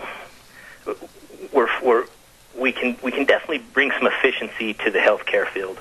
We also can handle all of your occupational health needs. We can handle all your drug testing, workers' comp, pre-employment physicals, DOT physicals. Basically, anything that you think you might need, we can handle in one spot. Wow. At hours that accommodate everybody. Well, I am honored to have the advertisements of your businesses on my program, and this being flu season, what about the flu shots? Well, we're offering a special on flu shots, $20 for a flu shot, and it's the quadrivalent flu shot, meaning the 4 strands, not just the trivalent, but $20 available at all our clinics during all business hours. And what about if people have questions? What about if they didn't know about the urgent cares? What about if they are new to the area? What kind of information can you give them? You know what? We accept all insurances. Just come down and see us, and we'll get you taken care of. Alex, I applaud you for what you're doing, and I've got the utmost respect for Colin and everybody else over at the Urgent Cares. Once again, give us the names and the locations of the Urgent Cares here in Magic Valley. Well, there's Riverview Urgent Care in Burley on 382 North Overland Avenue. Twin Falls location is 2392 Addison Avenue. And then our Jerome location is 133 West Avenue A. Well, you're a good man for the job, and we really appreciate it. Jerome and Burley and Twin Falls, the Urgent Cares. God bless you, Alex, and don't make yourself a stranger. Come back and visit with us again. For sure. Thank you very much. All right, sir. Have a great day. Thank you. You too. Take care. This is great that they're trying to and doing the job of cutting costs with great affordable care, and I salute these folks with Riverview Urgent Care in Burley, Urgent Care of Jerome, and Urgent Care of Twin Falls. Wonderful, wonderful people, and their offices, I want to give the times again. Riverview in Burley and Twin Falls, open Monday through Saturday, 9 to 9, Sundays 9 to 3. In Jerome, Monday through Friday, 11 a.m. to 7, Saturdays and Sundays, 9 a.m. to 3. Serving you. All right, give me a call, 436-2244, 1-866-927-4587. I would like to just have somebody call me and just take a little time, let me rest a little bit while I listen to what you have to say this morning. While I'm waiting for your call that I'm sure is coming in, I want to remind you again that tomorrow at 11:30 we're going to have lunch bunch. Wheels is going to be there. He's going to have his mom there. I mean, we're going to have a ripping good party again tomorrow at 11:30 at Denny's at 611 North Overland in Burley. And we want to say thank you again to all of our gift certificate sponsors and our prize sponsors and donors, Walmart and Smith's Food, Hanson Mortuary, Stokes Groceries, Doug Martin, Denny's. Oh, my goodness sakes, we have a good time. If you've never been to Lunch Bunch, we invite you. You will not feel like a stranger, believe me. Not with this outfit. We make everybody feel at home. So try to be there tomorrow at 11:30 at Denny's Restaurant, Zeb's Lunch Bunch. Don't miss it.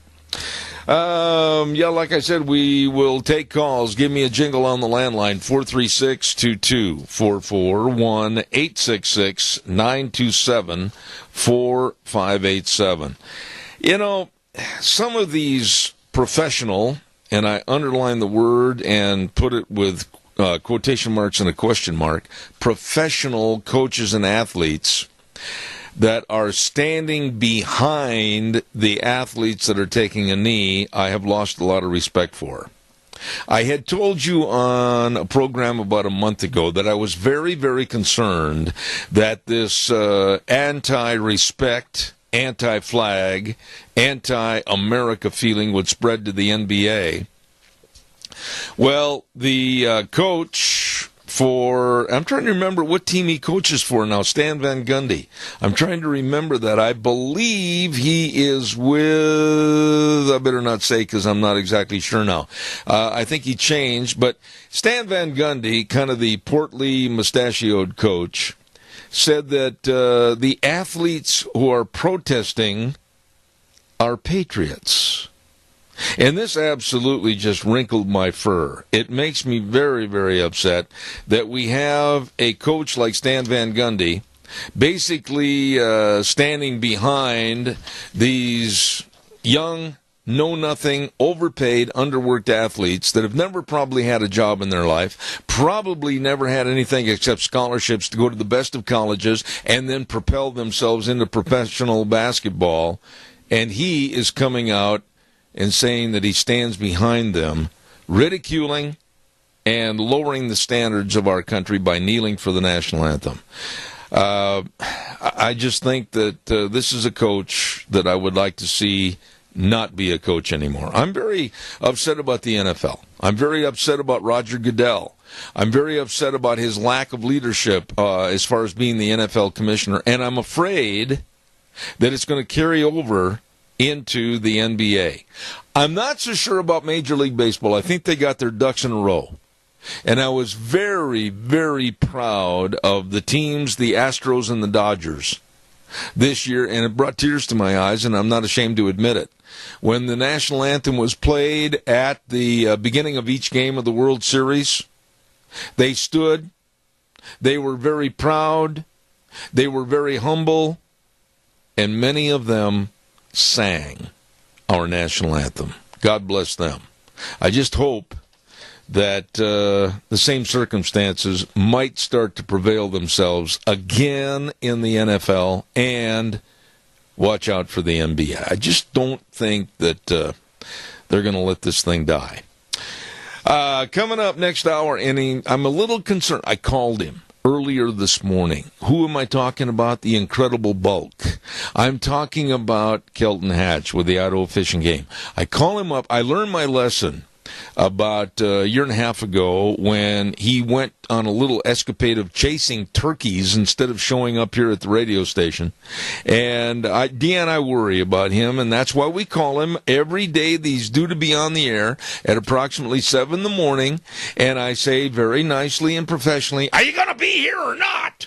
And he said he would be. So I think he's lurking out in my driveway right now and waiting to come in and then chastise me. Kelton Hatch will be here this next hour for the Idaho Fishing Game Report. So feel free to call in, ask him questions about the hunt and what's going on towards the tail end of the year. He'll be here for the next hour. Lunch Bunch tomorrow at 11:30, but right now we're going to get all set to send this back over to my buddy Wheels at the main studios of KBAR. CBS News is coming up next, and let's see, I had one other note I wanted to give you real quick, and I lost it. Keep the Mini-Cassia warm, sponsored by Mini-Cassia Association of Realtors. They're taking blankets and outerwear donations for Christmas. They got to have them by December 12th. Call them at 878-9170. News next from CBS, then the Fishing Game Report.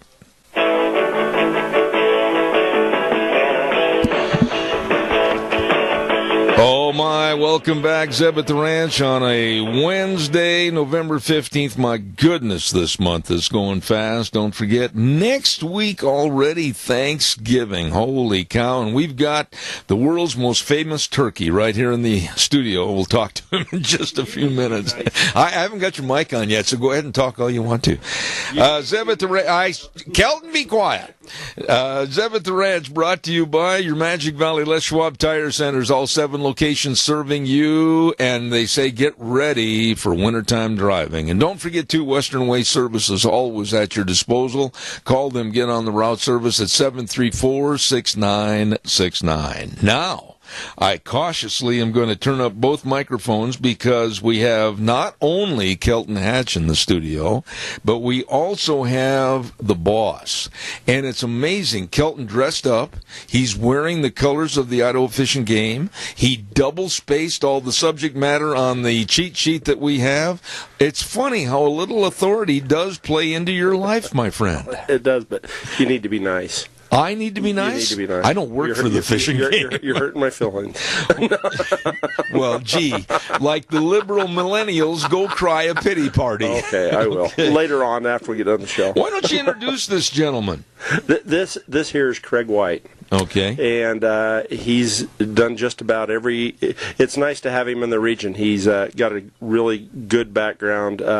Research for how many years? I was in research 8 years for Fish and Game. Really? Now, Craig, are you from this area? I am not originally from Idaho. My wife is, and she's actually grew up in this area here. Really? Okay, now where are you from? Well, I grew up in a little Army base in Utah called Dugway Proving Grounds. Oh, it's a my chemical goodness. testing ground, so... Do you glow in the dark when you... I glow in the dark and daylight. What a glowing situation. But how did you become involved with the Fish and Game?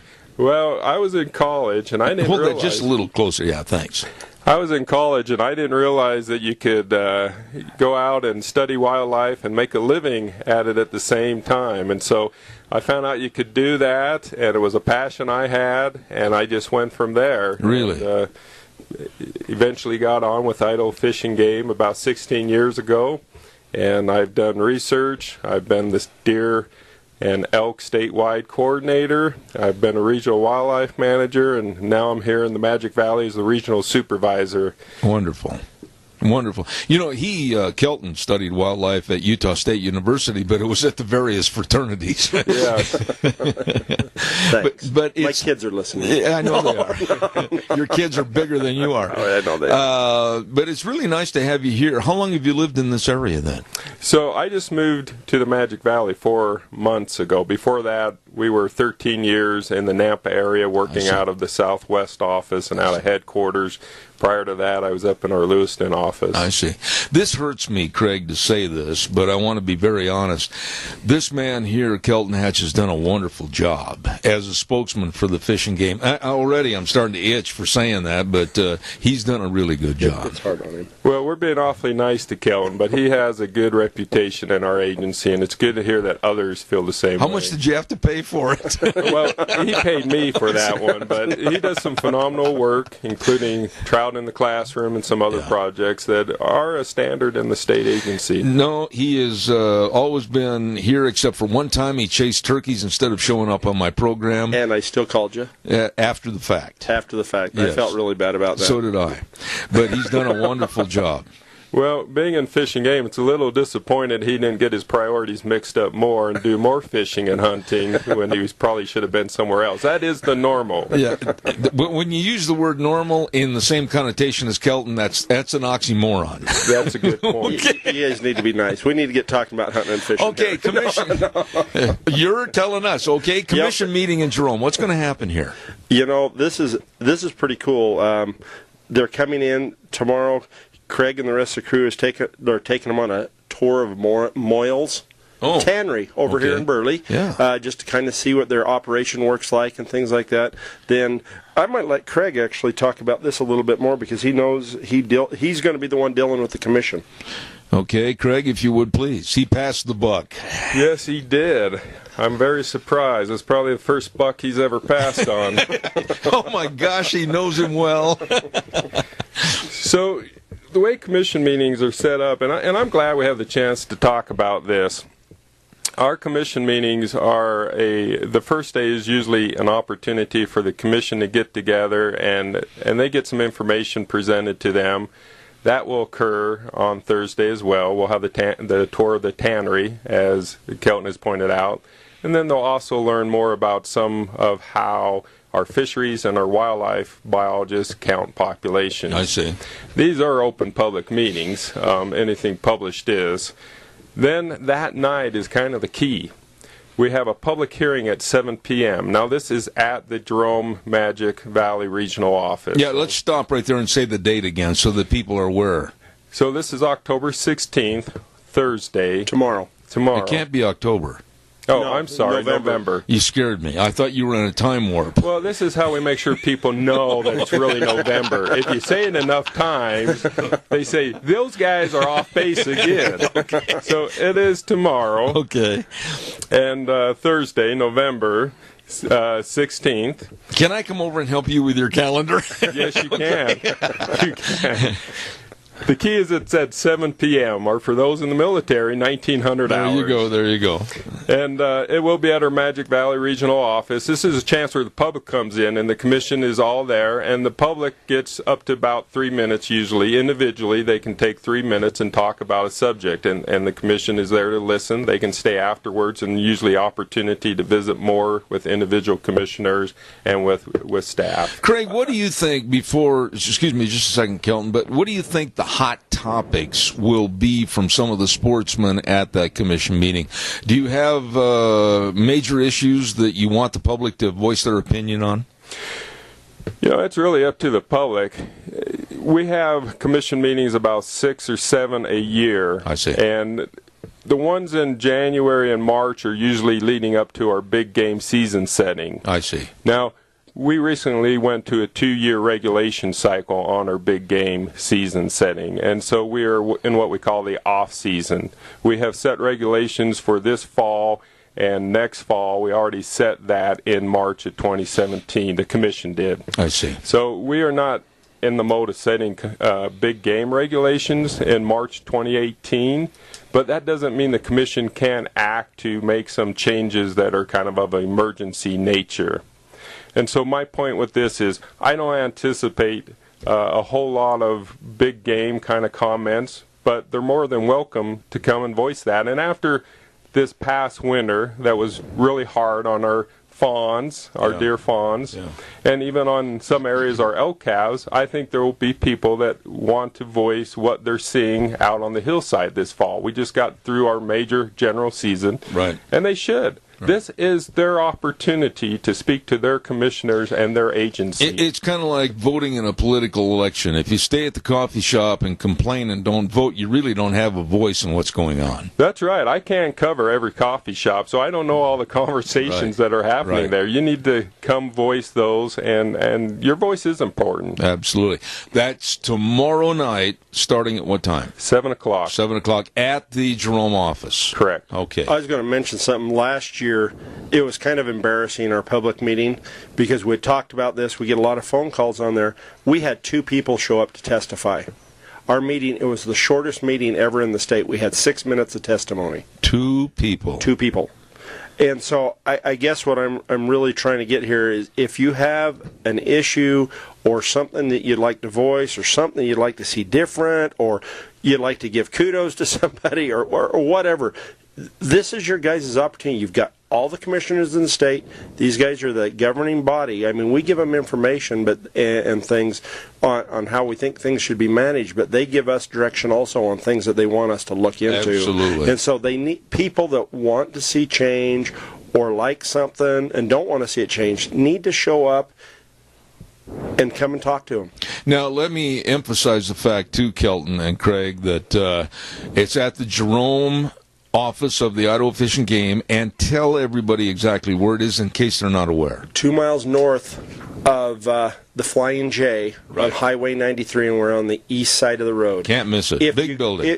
Great big building. If you go across the railroad tracks on Highway 93, you've gone too far. Absolutely. And so just look to the east, 2.25 miles past the Flying J. Okay, gotcha.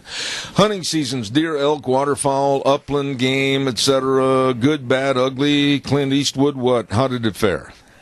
You know, hunting seasons this year, from everything we was looking at, I was kind of going over the harvest data, and I mean, this isn't a final because we're still waiting. I'm going to jump down a little bit. We need to get everybody's harvest report cards in because that's going to tell us what the overall harvest success of our big game seasons were.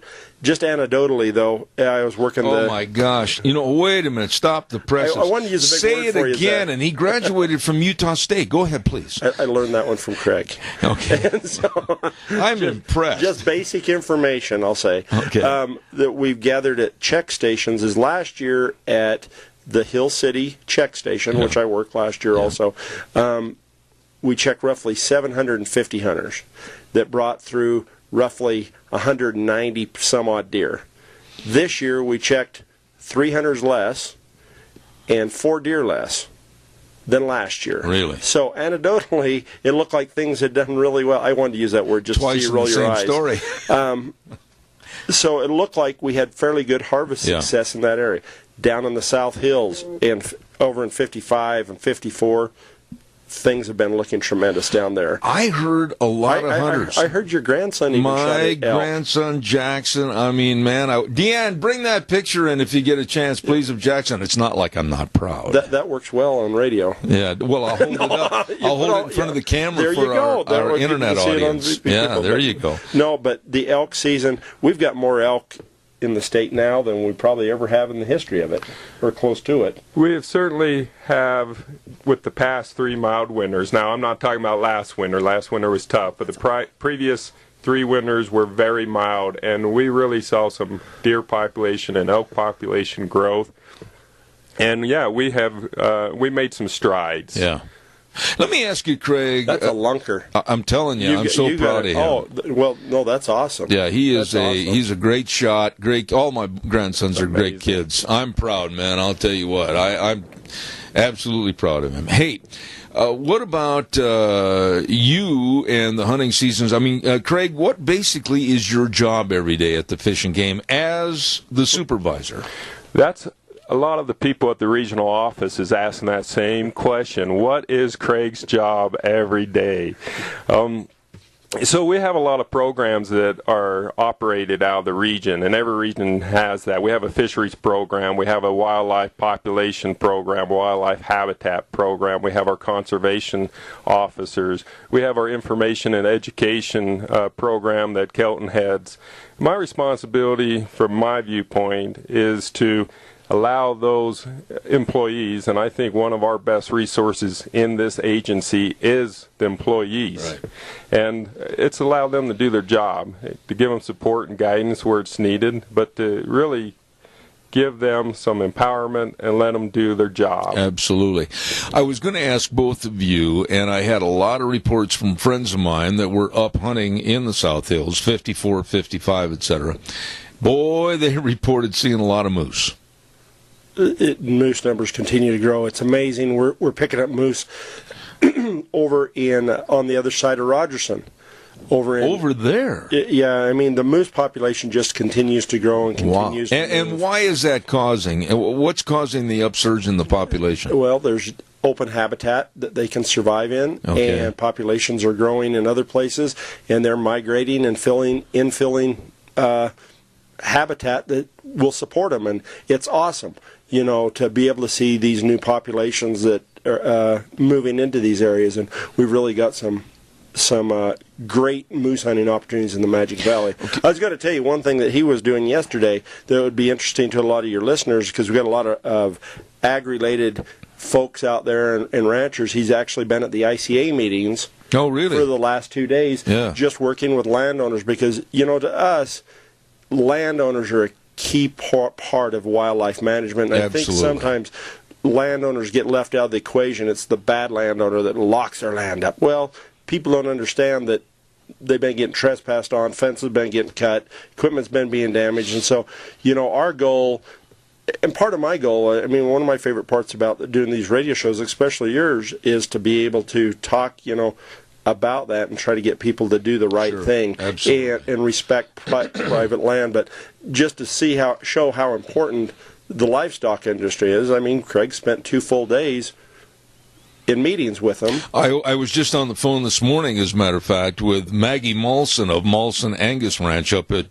between Fruitland and Parma, and their big cattle sales coming up this weekend, and she's been at the ICA meetings every day, so you two must have crossed paths up there. No, I didn't. I have to be up front. I didn't cross paths specifically with her, not that I recognize, but yes, there was a lot of producers up there, and it was a very good experience for me, very informational for me. It is, as Kelton said, one of the most important things is our relationship with hunters and with landowners, kind of a 3-legged stool between the Idaho Fish and Game, landowners, and hunters. And that's how we kind of really support wildlife in this state. And that's probably one of the key things I do. You ask what I do is relationships, both with our folks inside the agency, but also with landowners. I'm responsible to make sure that on the state, in the region, we're carrying out some statewide directions, as well as representing our director's office. Absolutely. Now, you said about the harvest reports. Do you want to say anything more about that, Kelton? No, just if your season's over, get it filled out. That way, when we get ready to look at the overall harvest success this year. So, I mean, this is really going to tell us what's going on with our deer populations. Okay. You know, is we've got a couple ways of doing that. One is harvest report. The number of hunters out there, the number of deer they harvested, how many days it took them to harvest those deer. Right. Very critical Right. to us. The other thing I'm going to jump down on our little list here is our deer flights and composition counts. What do you mean, flying the helicopter and the plane? Yep. Okay. It's going to start here. Leaning out the door. Leaning out the no. Taking pictures. We could tie you to one of the skids. I doubt seriously. Well, I could if I could get you close to it, but no. That's going to. I just wanted folks to know this year we try to count every game management unit every 5 years. Yeah. Whether it's controlled or whether it's a general unit. This year in the Magic Valley region, we're putting 60 hours in to fly just Unit 45. I had a caller after one of our programs, I think maybe it might have been last month, and they said, really, how close to accurate are the flights and counting from the air? There's a lot of, they have a citability model that it would take me the rest of the show to really kind of explain. But is it kind of done graphically as far as, or not graphically, but in Unit 45, we're going to fly 60 hours at $1,000 an hour in one unit. Wow. And so I don't remember what the airspeed is. Your research, what's the airspeed of the ship? So the ship is usually around 35 miles per hour. And so they're going fairly slow above You're going slow up there. They're going across there. They're going to grid pattern this. They're doing full unit counts is what they're doing now. Is it all on a pictorial type shooting cameras and everything? You've got two guys sitting in the rig up there with the pilot. There's 3 people in there. You got one guy that's the primary counter and the other guy that's taking notes. And they'll set in that helicopter for just Unit 45 for 60 hours. And people go, well, why are you just doing Unit 45? Well, it's $1,000 an hour to fly that helicopter. Yeah. Wow. And we've got roughly 600 hours we're doing in the state. Yeah. And so we're going to be counting elk and deer, and then we're going to be doing some radio collaring of deer and elk up in Unit 45 also. And that helps us kind of get another picture of what's going on with wildlife, because we can do over the winter survival with the radio collar stuff. Overall populations for deer and elk, are you, on behalf of the Fish and Game, satisfied with the way the population is now currently? I think elk numbers are kind of a little bit high in some areas, especially around agricultural areas. We've got major issues with it. I would love to have those elk in the Frank Church and the Selway, and we're working on yeah, things. but they're getting a free ride at a free buffet table here. It's pretty easy when you can go get a mouthful of corn and our alfalfa and stuff like that. Deer populations, we did suffer a little bit of a loss last year with fawn mortality in some of the areas, especially eastern Idaho and southwestern, and certain spots in the Magic Valley. Yeah. But I'm proud of the way things have been managed in Idaho. I do think that we're being very responsive to different issues, and could it be better? You bet. It can always be better. Let me ask you this, Kelton, and you've always been straight up on these questions and answers. Did you see or notice or incur any problems from hunters during the hunting season this year that need to be addressed? Any hunters that didn't act like they really revered and appreciated the idea of hunting in the state of Idaho? It's always frustrating. Well, Craig just got some reports. I'll let him talk about it a little bit here. But we've had 3 or 4 deer that have been shot and left out in the big desert where they just shot some does and didn't recover any meat from them. We've had a few bucks that they've been shot in the antlers. One thing I want to commend sportsmen for this year, we've had. I was talking to Josh Royce, our regional conservation officer, the other day, and he says this has been a bizarre year for him. And I blame it on your radio show, part of it. Thank you. Is because we've had more people self-report than ever in the history of his career in the department. He's been with the department 15 years. And what I mean by self-report is when they accidentally harvest the wrong animal instead of trying to sneak it out underneath the tarp or the wood pile. That's a good thing. That's a good thing. They're calling us and telling us this is what happened. That's awesome. I'm glad that people are showing us that amount of trust. Good. That they trust our officers and they trust us to do the right thing. And I believe that we've been very fair with those people. But, you know, you had a couple of reports you'd taken on some poached animals too. Yeah, so Zeb, on the way over, and these aren't verified, but I had a report that there was a recent landowner that, you know, they're cutting a lot of the corn right now. Yeah. They cut their corn and they found 6 cow elk that had been shot and the back straps removed. Oh, my. And so things like that are very frustrating. Very frustrating for the landowner who had been very willing to let hunters on their property. Sure. And of course now they're just very frustrated with that kind of lack of ethics and behavior. And the problem is, and Kelton and I have talked about this numerous times, I have no sympathy for anybody that would poach or do something like that, because one person can hurt it for literally hundreds. And really destroy a good image of hunting in this country. And it's a shame. It's a shame. It is a shame, and in this case, once again, I haven't verified all this, but what I'm hearing is these landowners may lock their gates. They've had it open to hunters, and the sad thing is, I don't call that behavior hunting. That is a unethical poaching. Absolutely. But good hunters may, you know, it may cost good. If anybody out there has questions, as you normally do, for Kelton Hatch and the Magic Valley Regional Supervisor, Craig White, with the Idaho Fish and Game, give us a call. Right now, I want to tell everybody about the Bennett Boys Auction Service. They're going to have a great big sale coming up this Saturday. It's the Heil Reduction Auction. 11 o'clock, they're going to bring down the gavel and sell a lot of great items. Tractors, haying equipment, ATVs, generators, lots of miscellaneous. This sale over in Gooding, from the stoplight, go west 1 mile to 1800 east, then north 1.5 miles. Look for the signs. Lunch on the grounds. Bennett Boys Auction Service. Absolutely building business through service. Call Joe Bennett for more information at 539-0111. The Bennett Boys Auction Service. Absolutely no sale too big, no sale too small. Bennett Boys Auction Service can sell them all. It's coming up this next Saturday. We're going to head for a break for about 3 minutes over at our main studios and then come back. We'd welcome your questions. We've got a lot of things to talk about, especially pheasant hunting and other items pertaining to the fish and game. Give us a jingle, 436-2244. Wheels, take it away.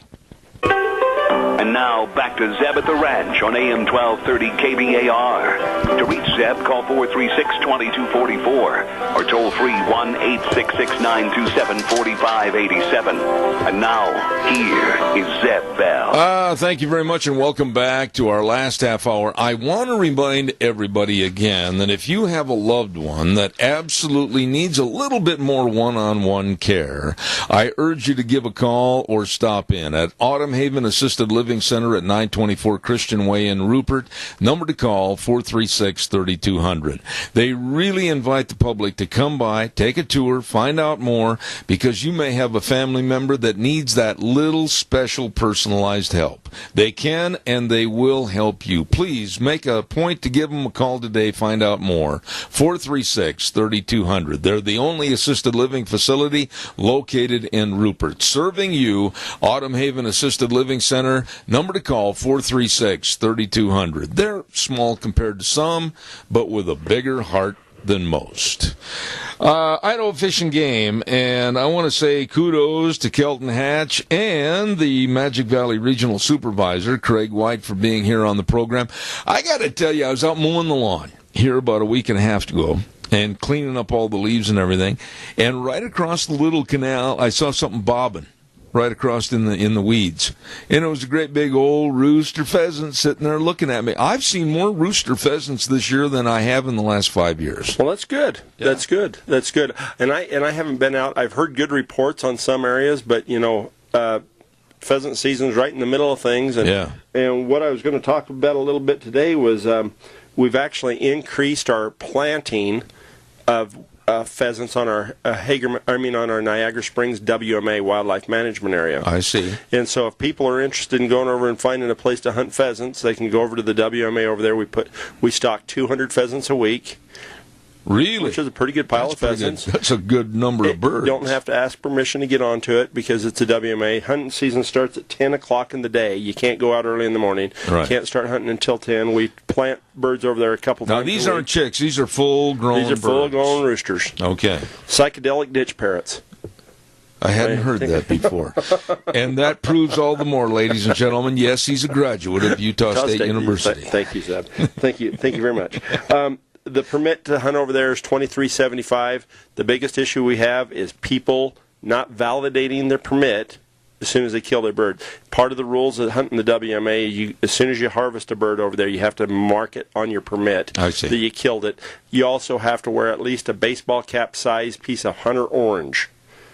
It's the only hunt in the state of Idaho that you have to have orange on. We don't have it, but as a rule, except for hunting pheasants on the WMAs across the state. Gotcha. And you can harvest up to 6 birds for that $23.75, and then you can go buy another permit.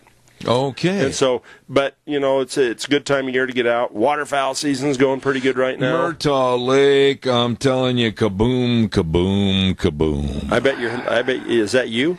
No. I don't shoot well. You know that. I'm a very poor shot. Well, yeah. But the hunters over there must be getting quite a few geese, quite a few ducks. Yeah. Well, good numbers in. It's been amazing to me to see how many snows we've had flying around out here. Really? As well as, over in the Burley, Burley and Buell areas both. I've been driving around and seeing some snow geese move into the area, a lot of Canadians. And, with this nice weather that we're having, starting to cool off a little bit. I like cool weather. Yeah. Well, heavy fat people like cooler weather. We do. It's nice. It's nice, and so that hurts. Yeah, I tried to. But it'll drive more of those northern ducks down on us, and so it's going to be. I think waterfowl season's going to just pick up and be gangbusters here in a few weeks. Have you still got the sturgeon in Murtaugh Lake? We've been looking, and we've got people. Have you personally put on a scuba diving set and gone down there? You'll scare those fish right out of the water. I was afraid somebody would harpoon me. Probably. You're being mean. No, I haven't. But I know that we've had people out there, and we've had some in the canal systems and things like that we've salvaged, and that's always an issue that we have with, getting the fish out of the irrigation canals and such like that. And so, but no, if you see it over there. Are they going to drain that this winter or keep it in there for replenishing the aquifer? I think they're going to try to keep some in there for recharge. Oh, so they'll probably stay right in there then. They should do fine. Yeah. As long as the ice doesn't get too thick. I hope not. What's this about license sales beginning in less than a couple of weeks, December 1st? Well, Zeb, because, last year... I know where you're headed on this. Be careful. Just make sure you get your hunting license. I am. I've got it marked on the calendar. December 1st, you can buy it. I can? You can. And how old's your grandson? I was going to find out. Well, they range in ages from 16, 14, 12... Do you have any turning 18 next year? No. Okay. I just told you. Well, I didn't know when he was going to turn 17, and maybe you turn 18. He just got his driver's license. Okay. Okay. Well, what I was going to tell you is, right now, we've got a thing called price lock going on. If you don't buy a hunting license this year, next year your license will be 20% more. If you buy a hunting license this year, before it changes over, it stays the same for the next 5 years. We talked about this. We did. I just want to remind people, because I don't want them mad at you for not reminding them again on their radio show, since you talk to Fish and Game all the time. Yeah. And so make sure you get your license bought. The other thing is I want to tell people is if you've got a child that is turning 18 this year, buy them, and this is going to sound weird, buy them... Coming from you, people expect it. Go ahead. Buy the 3-year youth permit form. 3-year. You can buy the youth permit. See, my son's going to turn 18 this year. So what I can do is I can buy him the 3-year youth permit. He's in price lock. He gets to buy, and even though he turns 18 and 19 and 20... Oh, he's still locked in at this age. He's still locked in at that age. Oh. So therefore, he can buy all his deer tags and elk tags at youth prices. So instead of paying $19 for a deer tag, he can still buy his deer tag for the next 3 years at $11. Why don't you make it so that people that have turned 70 can have the same price variation for the kids? They do. I'm 70. Well, I know, but I didn't want to tell you that. You didn't want to. You were trying to get me to spend more money. You got that big billfold. I figured you could afford it. Yeah, thanks. But no, they've got the same thing. But you don't have to buy the 3-year. Oh, I see. You can buy a year license every year at a reduced price since you're a senior. Thank you. I don't like that terminology. Senior? I'm liking it because I'm getting close enough that they're starting to give me the discounts at Denny's. No, but that price lock, that's a good thing for people to know. It is, and it's a good way, and I've told you this several times. That was my present every year for my mom. Yeah, it was really? Yeah, my mom gave me a sportsman's package every year for Christmas. It was awesome. It was a present that I could use 365 days. She didn't have to worry about the size. And how would you buy for that? Yeah, you have to go to Amir the tent maker. Greg, what about you? I mean, have you always been a hunter and a fisherman? Always loved this kind of stuff? Zeb, I did, and I will not call you a senior. Going back to early comments, I'll just call you well seasoned. But you're welcome on this program anytime. So I did grow up hunting and fishing. It was certainly something as a family we enjoyed, and that's really what I associate it with is good family times. Yeah, I think Kelton and I have talked about this on numerous occasions. The hunting trips that I've been on, it's not so much the actual hunting or even the right down to the pulling of the trigger. It's more of the staying in the camp and the camaraderie and the meals, and it's just a lot of fun. Absolutely. I spend about a week every fall archery hunting with two very good friends, and it's formed a lifelong bond. Archery hunting is a lot of work. Only if you harvest. Yeah, really. But you guys are out there playing Geronimo, and I'll tell you what, you're out there in the brush, and you got to get really close to get something. Well, that's the thrill of archery hunting, is just being right up there and close. And kind of camouflage yourself and be a part of nature. It is. I mean, it sounds weird, but it's great. Well, no, it doesn't sound weird. I can see it in your case. But when you take somebody as massive as this man over there, how are you going to hide him besides a redwood tree? Hey, they hide tanks in the Army. I think we can cover Kelton. I just pretend to be a rock under a tree taking a nap. I can understand. Or maybe the tree. Yeah. What about the fishing in the state of Idaho? We've overlooked the fishing. Is McGargle still with you guys? He is, and he told me to give you his best. I spoke to him this morning. I don't want his best. I want his offer taken up of taking me fishing. Not necessarily ice fishing either. That's where I'd take you. Yeah, at a big ice hole. And There's a joke about that. I know there is. But really, what's the fishing report? Fishing right now, you're kind of some of the best fishing in Idaho's in the fall. Oh, I agree. Because all the hunters are out hunting, and so there's not as many, the part-time fishermen that go hunting in the fall. So I got a lot of friends that are really hardcore. They've been doing really well up on the Big Wood and the Little Wood, up there fly fishing. I was working with a kid last night on a senior project. He came over and was doing an interview, and he was showing me pictures of the 20-inch fish he was catching up on the Big Wood. Whoa. Walleye are actually starting to bite a little bit. We had kind of a slow bite all winter at Oakley. All summer at Oakley and at Salmon Falls Creek, and they're actually catching some walleye right now. Even though the water temperatures are down, they've been reporting some okay catch rates. Trout have been doing pretty good at Roseworth as well as Salmon Falls Creek. We've done some plantings at Dog Creek, Durkee's, Emerald Lake, and Connor Pond. Really? So we had some donated fish from Clear Springs, and so we put some brood stock in there. They've got some of those big banana trout, those big yellow trout. I shouldn't call them banana, but they're albino rainbows that we've stocked out. And then this is really the best time of year for sturgeon fishing. Really? Early in the spring and late in the fall, because when it gets really hot in the summer, they're kind of like me. They kind of get lazy because the water's too hot. Yeah, but so some things never change. I know. And so but this time of year they get a little more active because they're cooler, and so they feed really well. And so people can have a lot of fun Do people understand, though, the restrictions and the regulations on sturgeon fishing? Some of them do, some of them don't, and that's a good point. I appreciate you bringing that up. You can't take them out of the water. Right. There's no harvest on them. We really like people to catch them and land them as quickly as they can so they don't wear them out too much. We also like them to, when you're fishing with them, it's nice to have a slider.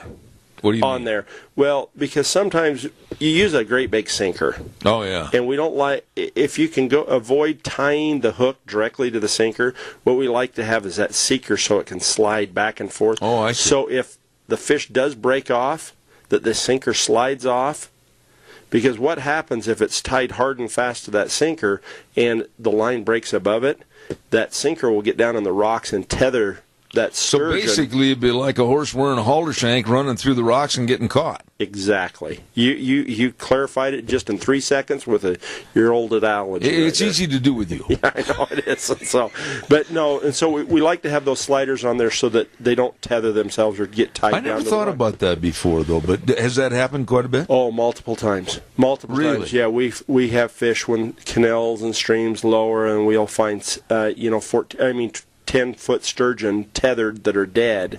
Oh, my. And it's kind of not all of them, but I mean there is some that it happens to every year. So. How deep? I'm asking a question. I've never fished for sturgeon, so I really don't know. But how deep do you have to basically go to get a possible sturgeon strike? You know what I like doing is fish right on the bottom. You fish right on the bottom. You take your great big old broomstick fishing pole. So they're like a catfish or whatever. Yeah, pretty much. They use a trout or shrimp or something like that.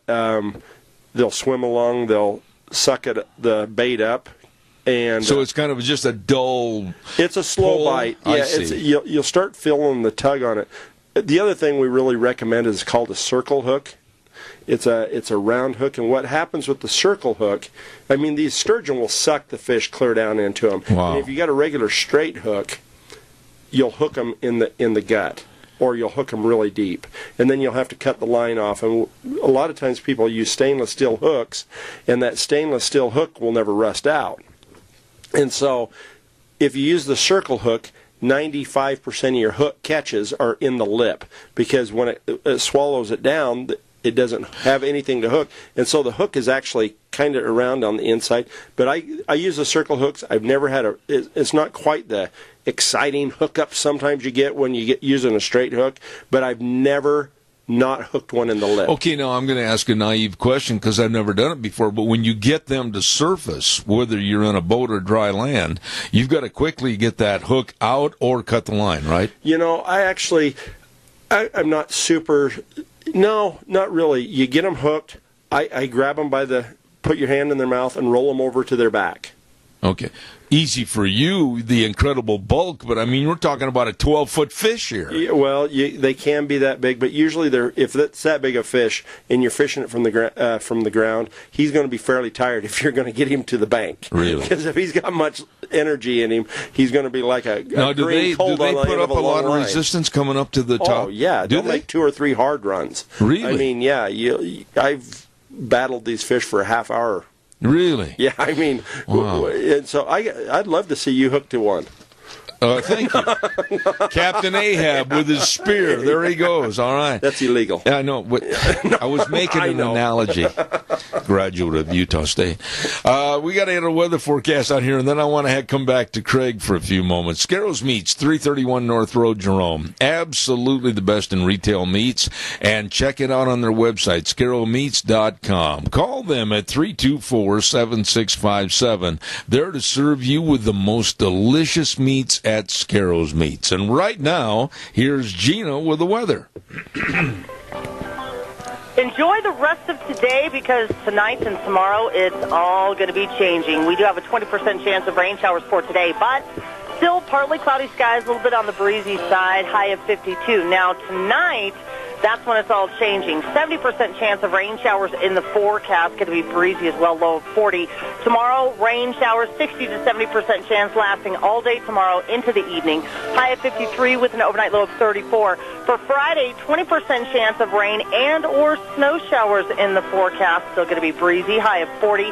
Partly cloudy for Friday night with a low of 23. And for Saturday, back to sunny skies and 40. That's your weather for Zeb at the Ranch. Oh, thank you very much, Gina. And don't forget all the delicious brats like jalapeno cheddar, that is, apple cinnamon, German, Italian, and chorizo. Oh, they've got them all over there. All the different kinds of bacons, everything up to prime rib. I'm telling you what, this is a great place to go and shop. Scarro's Meats, 331 North Road, Jerome. Number to call, 324-7657. They are changing the way we eat, one delicious bite at a time. I think that the poor man has been sitting here for over an hour listening to Kelton ramble on and on like he was vaccinated with a phonograph needle. Craig, tell us a little bit more about being a supervisor of the Magic Valley Fishing Game. Zeb, it's great, and it's been great watching you and Kelton go back and forth. It's like an old married couple. And oh, please! Terrible analogy. I really thought it was great myself. But I have enjoyed having the fishing game on here once a month for, oh my goodness, Kelton, how many years has it been now? I think I've been here for 12. It's at least 15, I think, total. Yeah, at I think least. it was with Mike Todd for 2 years. Maybe I've been here for 13. It might have been. But I've enjoyed having you folks be a part of the program. Well, we've enjoyed being part of the program, and I think it's really great. You asked what's great about being a regional supervisor in this region. There's a lot of passionate people, and they really care. They're also pretty close to the soil and the ground. Absolutely. And so they appreciate wildlife. They appreciate the harvest that they bring in as far as the farmers or ranchers, the harvest they bring in. And there's a tie there between good wildlife populations and good land stewardship, and it happens here in this region. Craig, do you think on behalf of your job, your position, that the general public and the fishing game, have they really kind of meshed together to where they really know each other, or is there still a distancing between some of the issues and your office? I think it's always a work in progress, Zeb. I hope that we're united in our efforts to provide wildlife and passion for wildlife. Are there issues out there that people want to talk about? If they do, I'd love to sit down with them and visit with them. It is always important, as with any relationship, it's not static. It doesn't stay great unless you work at it, and we're here to work at it. Absolutely. Now, if they want to basically call you or Kelton at the office, I mean, what's the hours and the telephone number? I got the number memorized. Go ahead. You're asking me to have that number memorized. I got it right here, 324-4359. Well, thank you for bailing me out. The hours, I can tell you the hours. There you go. The hours are Monday through Friday, 8 to 5. Okay. And, if the particular person isn't there you want to talk to, we have really great customer service people. They'll either try and find them, or we'll get a message to them, and they'll give you a call back quick. We have a caller on the air with a question. Good morning, caller. Quickly, I'm almost out of time. Go ahead. Zeb, there's no question. I just wanted to make a friendly statement. You keep after that poor old guy for graduating from Utah State. I'm wondering what happened to you in Minnesota. It was a bad school, Bob. The school and I got along great as long as we parted company. Are you there? I think he said goodbye. No, sir. Okay, thank you. The only reason I give Kelton Hatch a lot of trouble and a lot of remorse over Utah State is that he was a great football player down there at Utah State, and he was known as the superhero on campus, where he wore that red, white, and blue, big K on your chest and everything. They love you down there. Yeah, that's all. That's all honest and true right there. I really appreciate you bringing Craig over, and I hope maybe you'll bring him back in future broadcasts. I hope you didn't scare him off, because I'd like him to, maybe start filling in for me. I don't know if we'll go that far, but I really appreciate being able to come over, and I'd be happy to come back. No, I tell you what, I think the fishing game and all the reports that we've talked about and everything, and we've got a lot of questions. Now, we're leading into, I'm going to ask you this, are we going in kind of a slow time, looking at next month's program in December, or is this when you people really have to get your ducks in a row, so to speak? We don't really slow down until after January, when waterfowl season ends, and then we start getting, we've already got meetings scheduled for the next couple months, and so now this sounds really weird, but typically hunting season is one of the slower times. Really?